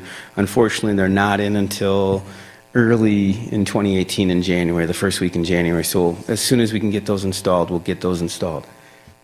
Sounds a little funny. So let me interrupt you then. So will we have lighting then in the evening hours? The lighting is still there. It's just hasn't been on. We don't. And again, I don't want to turn on ice rink lights when we don't have. No, we I don't get have that. ice ready. I get that. Okay.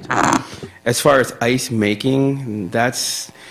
There's a post out there. Why don't you guys just open up the fire hydrant and flood? It's ice making on turf is there's a whole science behind it, and you don't want to do that. You put small layers on at a time. The last, Saturday, Sunday, Monday, Tuesday, and even today, today we had temperatures, so I know the guys were going to come in early this morning and at least start. I would love to have what we're going to have Sunday, Monday, Tuesday. I'd love to have had this week. That'd be great ice making weather.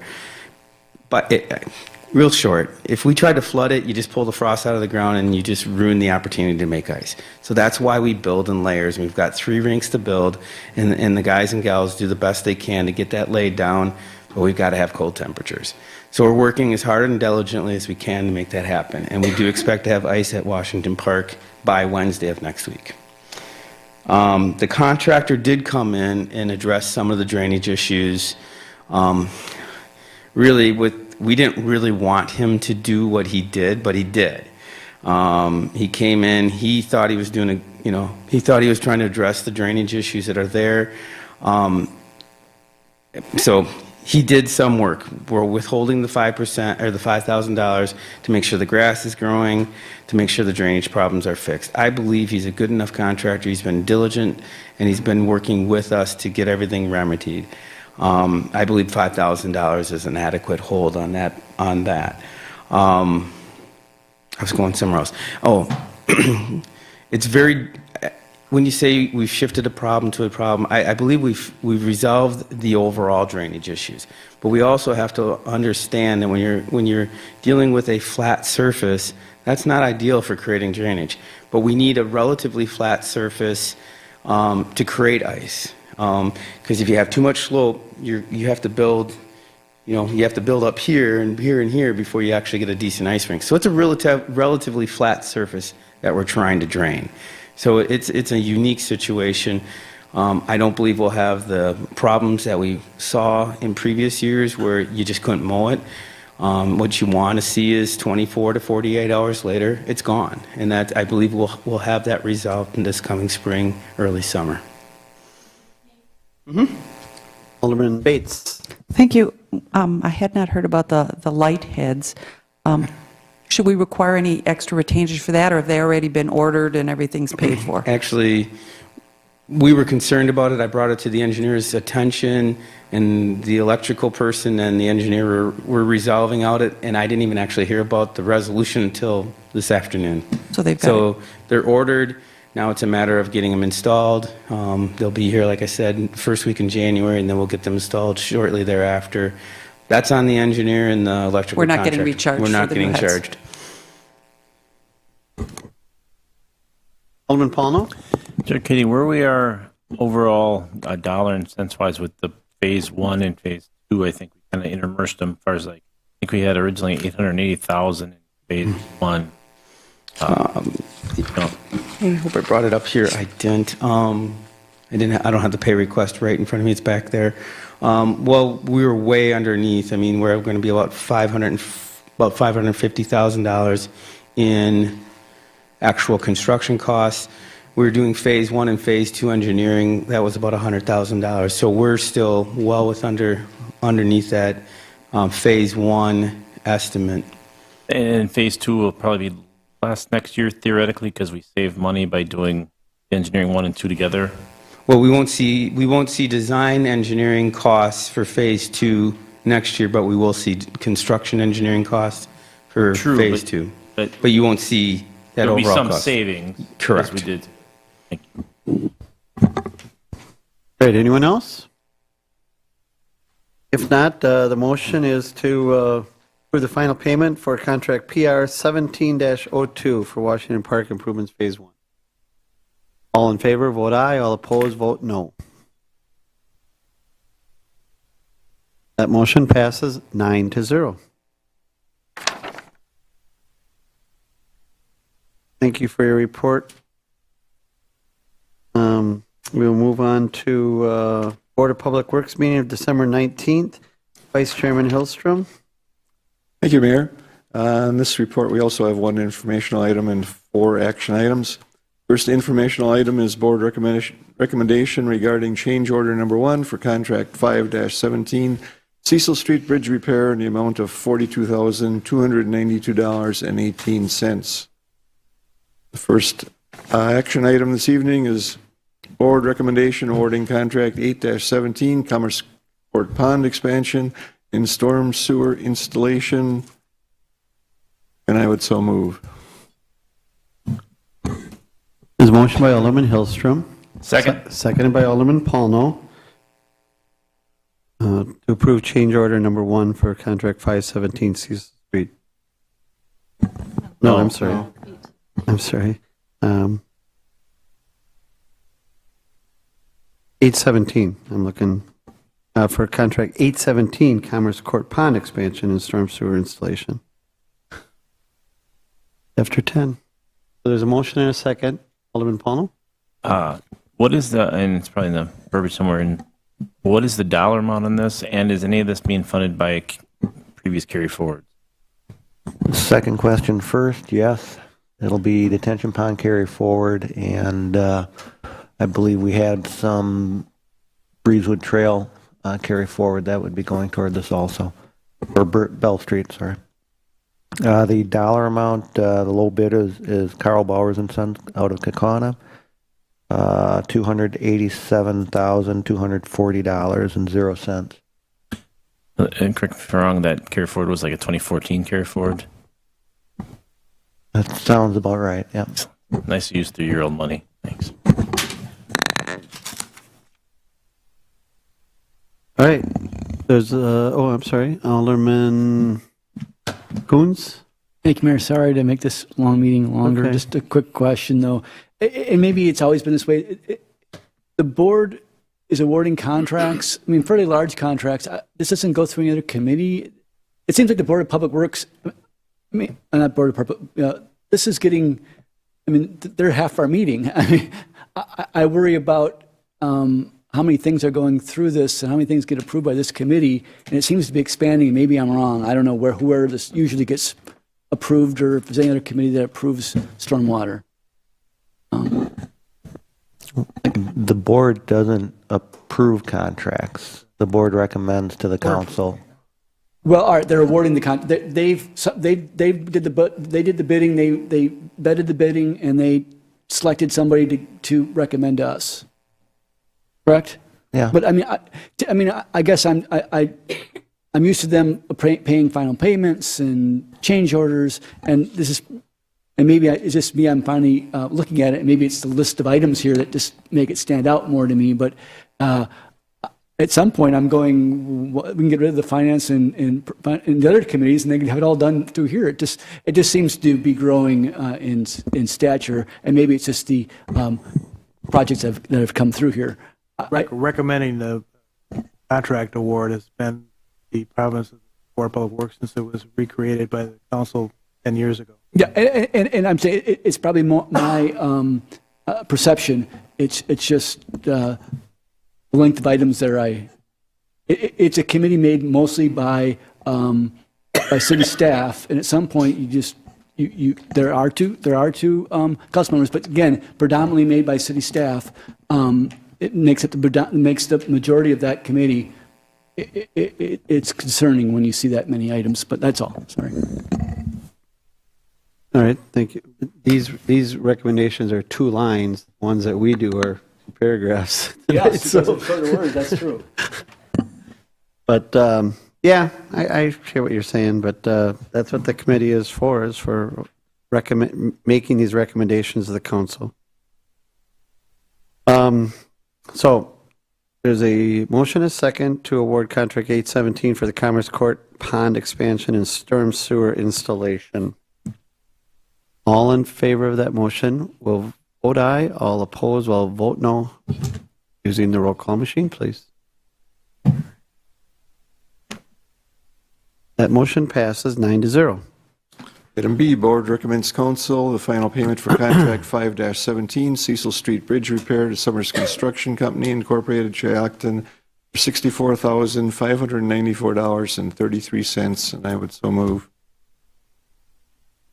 There's a motion by Alderman Hillstrom, seconded by Alderman Bates, to recommend final payment for contract 517. Discussion. Alderman Paulno. And seems in the last 2 or 3 years, wrong, Director Kaiser, a lot of these bridge repairs. That my perception, or is there? 'Cause it seemed like we had some in Winneconne, and we got Cecil here, and Yeah, we've had Actually, on Winneconne, we didn't do any bridge work other than some spot patch repair that we've done through the county. But we did do the approaches on the west side of the road. Main Street was in 2012, I believe. And that was essentially the same project that we had here on Cecil Street. When both of those overpasses were constructed, the concrete approach slabs weren't installed or weren't placed at the time of construction, essentially to allow things to settle on the approaches with the intention that we would come in later on and build the approach slabs as it was originally designed. So that's what was done on Cecil Street this year. In the course of doing that, we had some repairs to the abutment walls on both the east and the west side, so those were repaired while we had that exposed. So, in layman's terms, does that mean that was a normal process, or we did things not ideally, and now we're going back through and correcting? No, that was our intended process. I think the impacts on the abutments maybe were not expected when we laid it out that way, but the coming in after the fact and building the approach slabs was our intent. Okay. Good. No, 'cause it seems like every time we have an overpass, every 10 or 12 years, we're doing a really good amount of work on it. So can I just ask, I've heard this twice now, so if that was an 80-20 project or something, and if we were planning on doing that, is part of what we're doing then part of that reimbursable account? If it was like a state project 80-20 or anything like that, or not? I mean, if we were planning on it then, you know, we had a project, and I assume that part of it was state dollars or federal dollars, and we were set all along that we're going to come in 6 years later or whatever and finish it. Is that fix eligible for any of those funds or not? Probably not. Well, both of the projects had hard caps on them. After we reached a certain level of design, they set a firm cap on both of them, and so we were reimbursed up to the cap. And that ends it. Yeah. Okay. All right. There's a motion and a second regarding contract recommending final payment for contract 517, Cecil Street Bridge Repair. All in favor, vote aye. All opposed, vote no, using the roll call machine. That motion passes 9-0. Item C, Board recommends to Council the final payment for contract 6-17, concrete pavement and sidewalk repair to L. Dix Concrete, Kaukauna, in the amount of $90,525.06, and I would so move. So motion by Alderman Hillstrom, second by Alderman Bates. Any discussion or questions? Seeing none, all in favor, vote aye. All opposed, vote no, using the roll call machine.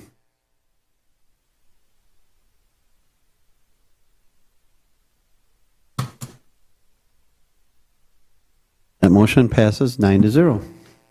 And item D, the last item this evening, Board recommends the final payment for contract 7-17, hot mix asphalt pavement repair to MCC Incorporated in the amount of $77,578.35, and I would so move. Second. There's a motion by Alderman Hillstrom, seconded by Alderman Bates. Final payment contract 717. Discussion? Alderman Bates? I'm going to sneak this in because it was a previous one I forgot to mention that Director Kaiser said they did have a good first experience with the sidewalk contractor, and so that was good news. Good. Thanks. Anyone else? Seeing none, all in favor, vote aye. All opposed, vote no. Contract 717.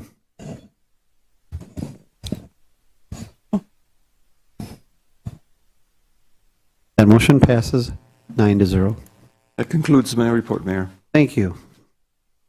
Item number F is Community Development Authority update. Any update, Director Hayes? Thank you, Mayor. Nothing to report from the CDA this evening. Sustainable Neenah Committee, Alderman Coons. Unfortunately, I have a short report.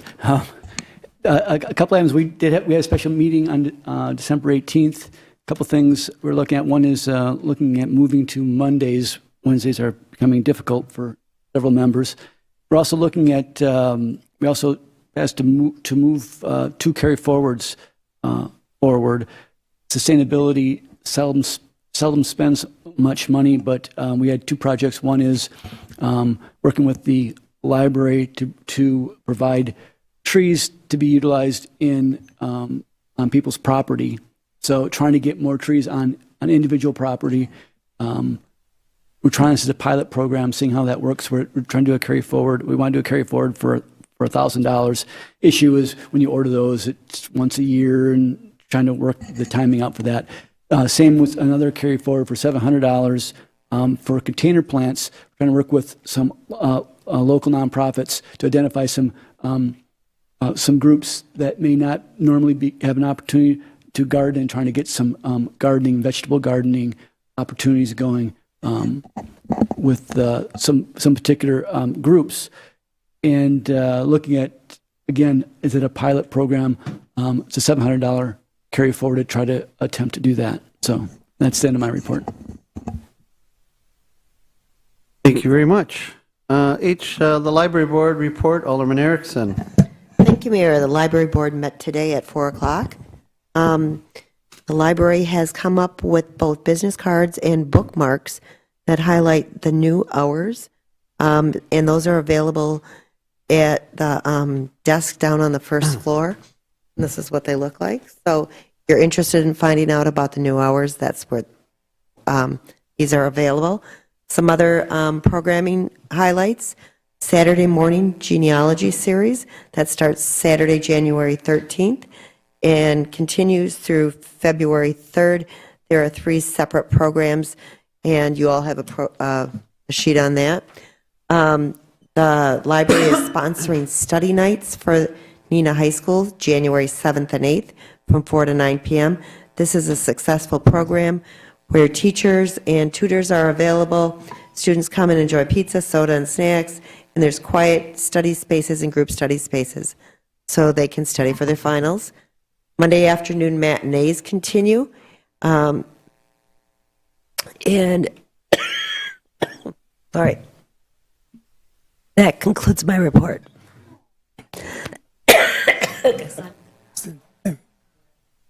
All right.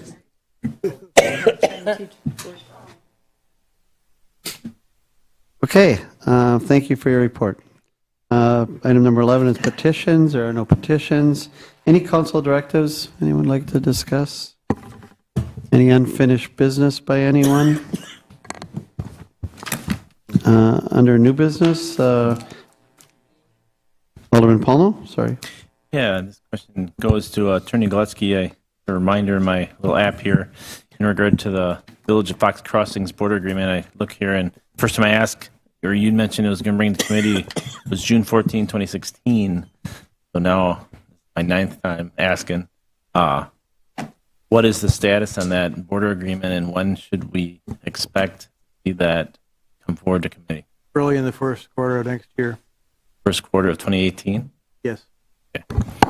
I will not ask for. Okay, thank you. Okay. Any other unfinished business?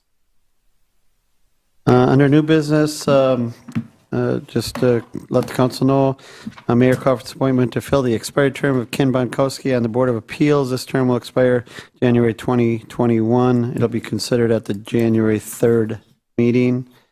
Item number B is an action item. Mayor Crawford's nominations to the City of Neenah's 2018-19 Elections Board. Move to approve the mayor's nominations for the 2018-19 Elections Board. Second. There's a motion and a second to approve the nominations to the Elections Board.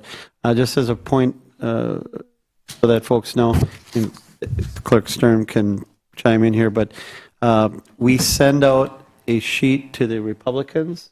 We send out a sheet to the Democrats asking them to supply us with their nominations for people. This time, neither party sent lists back. So we don't know what either party's intentions are. So we have put them all under unaffiliated. Is that correct? So all of our election board members will be unaffiliated, which doesn't really mean much. But So where'd you get the list from? It's the lists that we've used from previous years. Okay? But the thing is, if one of the parties returns a list, that determines the workers we need at the polling place for the next 2 years, based on the last governor's race. So now I don't have to worry about who I have working, whether they're Democrat, Republican, because everyone's going to be entitled unaffiliated. It won't matter how many of who thinks the Republican or Democrat. They'll just all be unaffiliated. And they had their opportunity to send us their list.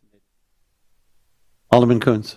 Thank you, Mayor. A question that's been bothering me for a while. I don't know, last election or 2 elections ago, city attorney put out a recommendation that older people should not be working the polls because of working dual jobs. It was very clear that we shouldn't, and yet then it seems to be that that changed. So, but without any further information, the city attorney. So I'm unclear about the original recommendation that we shouldn't work both positions, and then a possible reversal that I didn't hear. Okay, this is the first I've heard about the current re-emergency issue. My understanding, I had to go back and look right now. So let me get back to you. Fair enough, thanks. I think what Jim had determined there was it would be all right as long as they weren't on the ballot. I think that's fine. Because, like Marge mentioned to me that she can't work at the nursing home in April or she's not going to be able to work in April because she's on the ballot. That sounds correct. I think that is what he's going to find, but he can go ahead and look that up and return an email to you. Okay, so there's a motion and a second to approve the 2018-19 elections board roster. All in favor of that motion will vote aye. All opposed will vote no using the roll call machine.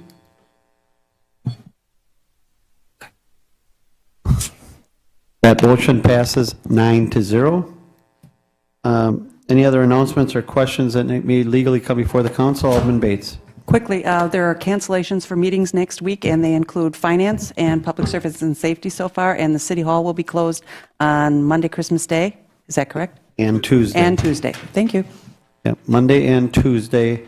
The holiday garbage schedule has been in the Post Crescent, and I discussed it on the radio and that. So, yes. Alderman Coons. I'm just curious, is there going to be any meetings next week, particularly in National Fire Rescue, which is set on the 26th, no cancellation? I'm just... I asked Tara that today. She's looking for a scheduled meeting on the 4th. Yes. So when I responded to my availability on the 4th, I sent a note that said I confirm, I'm assuming then that we're not meeting on the 26th. Once I hear that, I'll assume she'll send it. So City Hall will be closed the Monday and Tuesday, 25th, 26th. There are no meetings. Clerk Sturm asked me to remind you that then based upon the workload, if something comes up where we need a special public service safety, finance, we'll determine whether or not there'll be a meeting on January 3rd, council, and I'll be talking with Council President Stevenson ahead of time, okay? 2 quick things, and I'll be brief. I know it's late. I do want to touch on it just because, I've been here 4 years, and, I don't know if any of you got any phone calls, but the snow plowing, it was kind of a unique situation last week, but a lot of people, our office, the clerk's office, we did, and I think upstairs, we did receive our share of phone calls and emails, and I've had direct contact with a lot of people who we're a little bit disappointed or asking if we were doing side streets. Yes, we are. Historically, we all know that our crews historically do a great job, and we keep our roads open, we keep them safe, we keep them clean for the most part. Last Thursday, we received about 3.5 inches. The crews, I'm told by Public Works, did all the streets, the entire city, including side streets, on Thursday night and Friday. And the city was cleaned up, and Saturday morning received 0.8 of an inch of snow on Saturday, 0.8. The superintendent made the decision to do main streets and secondary streets on Saturday and then clean up the city on Monday. And that's why the side streets, Saturday and Sunday, were a little bit rough shape, and I think that's what generated some of the phone calls. And we cleaned them up on Monday, and to be perfectly honest, I think it was just a combination of, as when I talked to him, that we thought the weather was going to be conducive to some melting, and number two, keeping in mind Saturday and Sunday are double time. So, you know, historically, we've done very, very well, and we're going to continue to do a good job on streets this winter. So I would just say that. And then lastly, if no one else has anything, I just want to take time on, you know, from myself and from the council to say to all our citizens out here who watch this that we hope that you, during this holiday season, you travel safe, and all the council members, travel safe, enjoy the holiday, take time out of your busy lives, all our busy lives, to stop and reflect and really understand the meaning of Christmas, and spend time with your family, and have a really great holiday season, and a Merry Christmas, and a Merry Christmas to all the council members. And we've, you know, even this council and mayor have worked extremely hard the last couple of months on the budget on behalf of the citizens of this community. So on behalf of myself and the council, we want to wish everyone a very Merry Christmas and a Happy New Year. So thank you. Move to adjourn. Second. There's a motion to adjourn. Is there a second? Yep. And all in favor, signify by saying aye. Aye. Opposed, no. That's ordered. Thank you. We're adjourned. Broadcasts of the City of Neenah Common Council meetings are produced by University Studios of the University of Wisconsin, Fox Valley. Neenah residents can get information about City Council meetings, City Committee meetings, meeting agendas, and other documents via the city website, www.neenahgov.org. Neenah residents can express their opinions about city issues or about these broadcasts by contacting the mayor's office, contacting their city alderman, or by completing the electronic feedback form on the city website, www.neenahgov.org.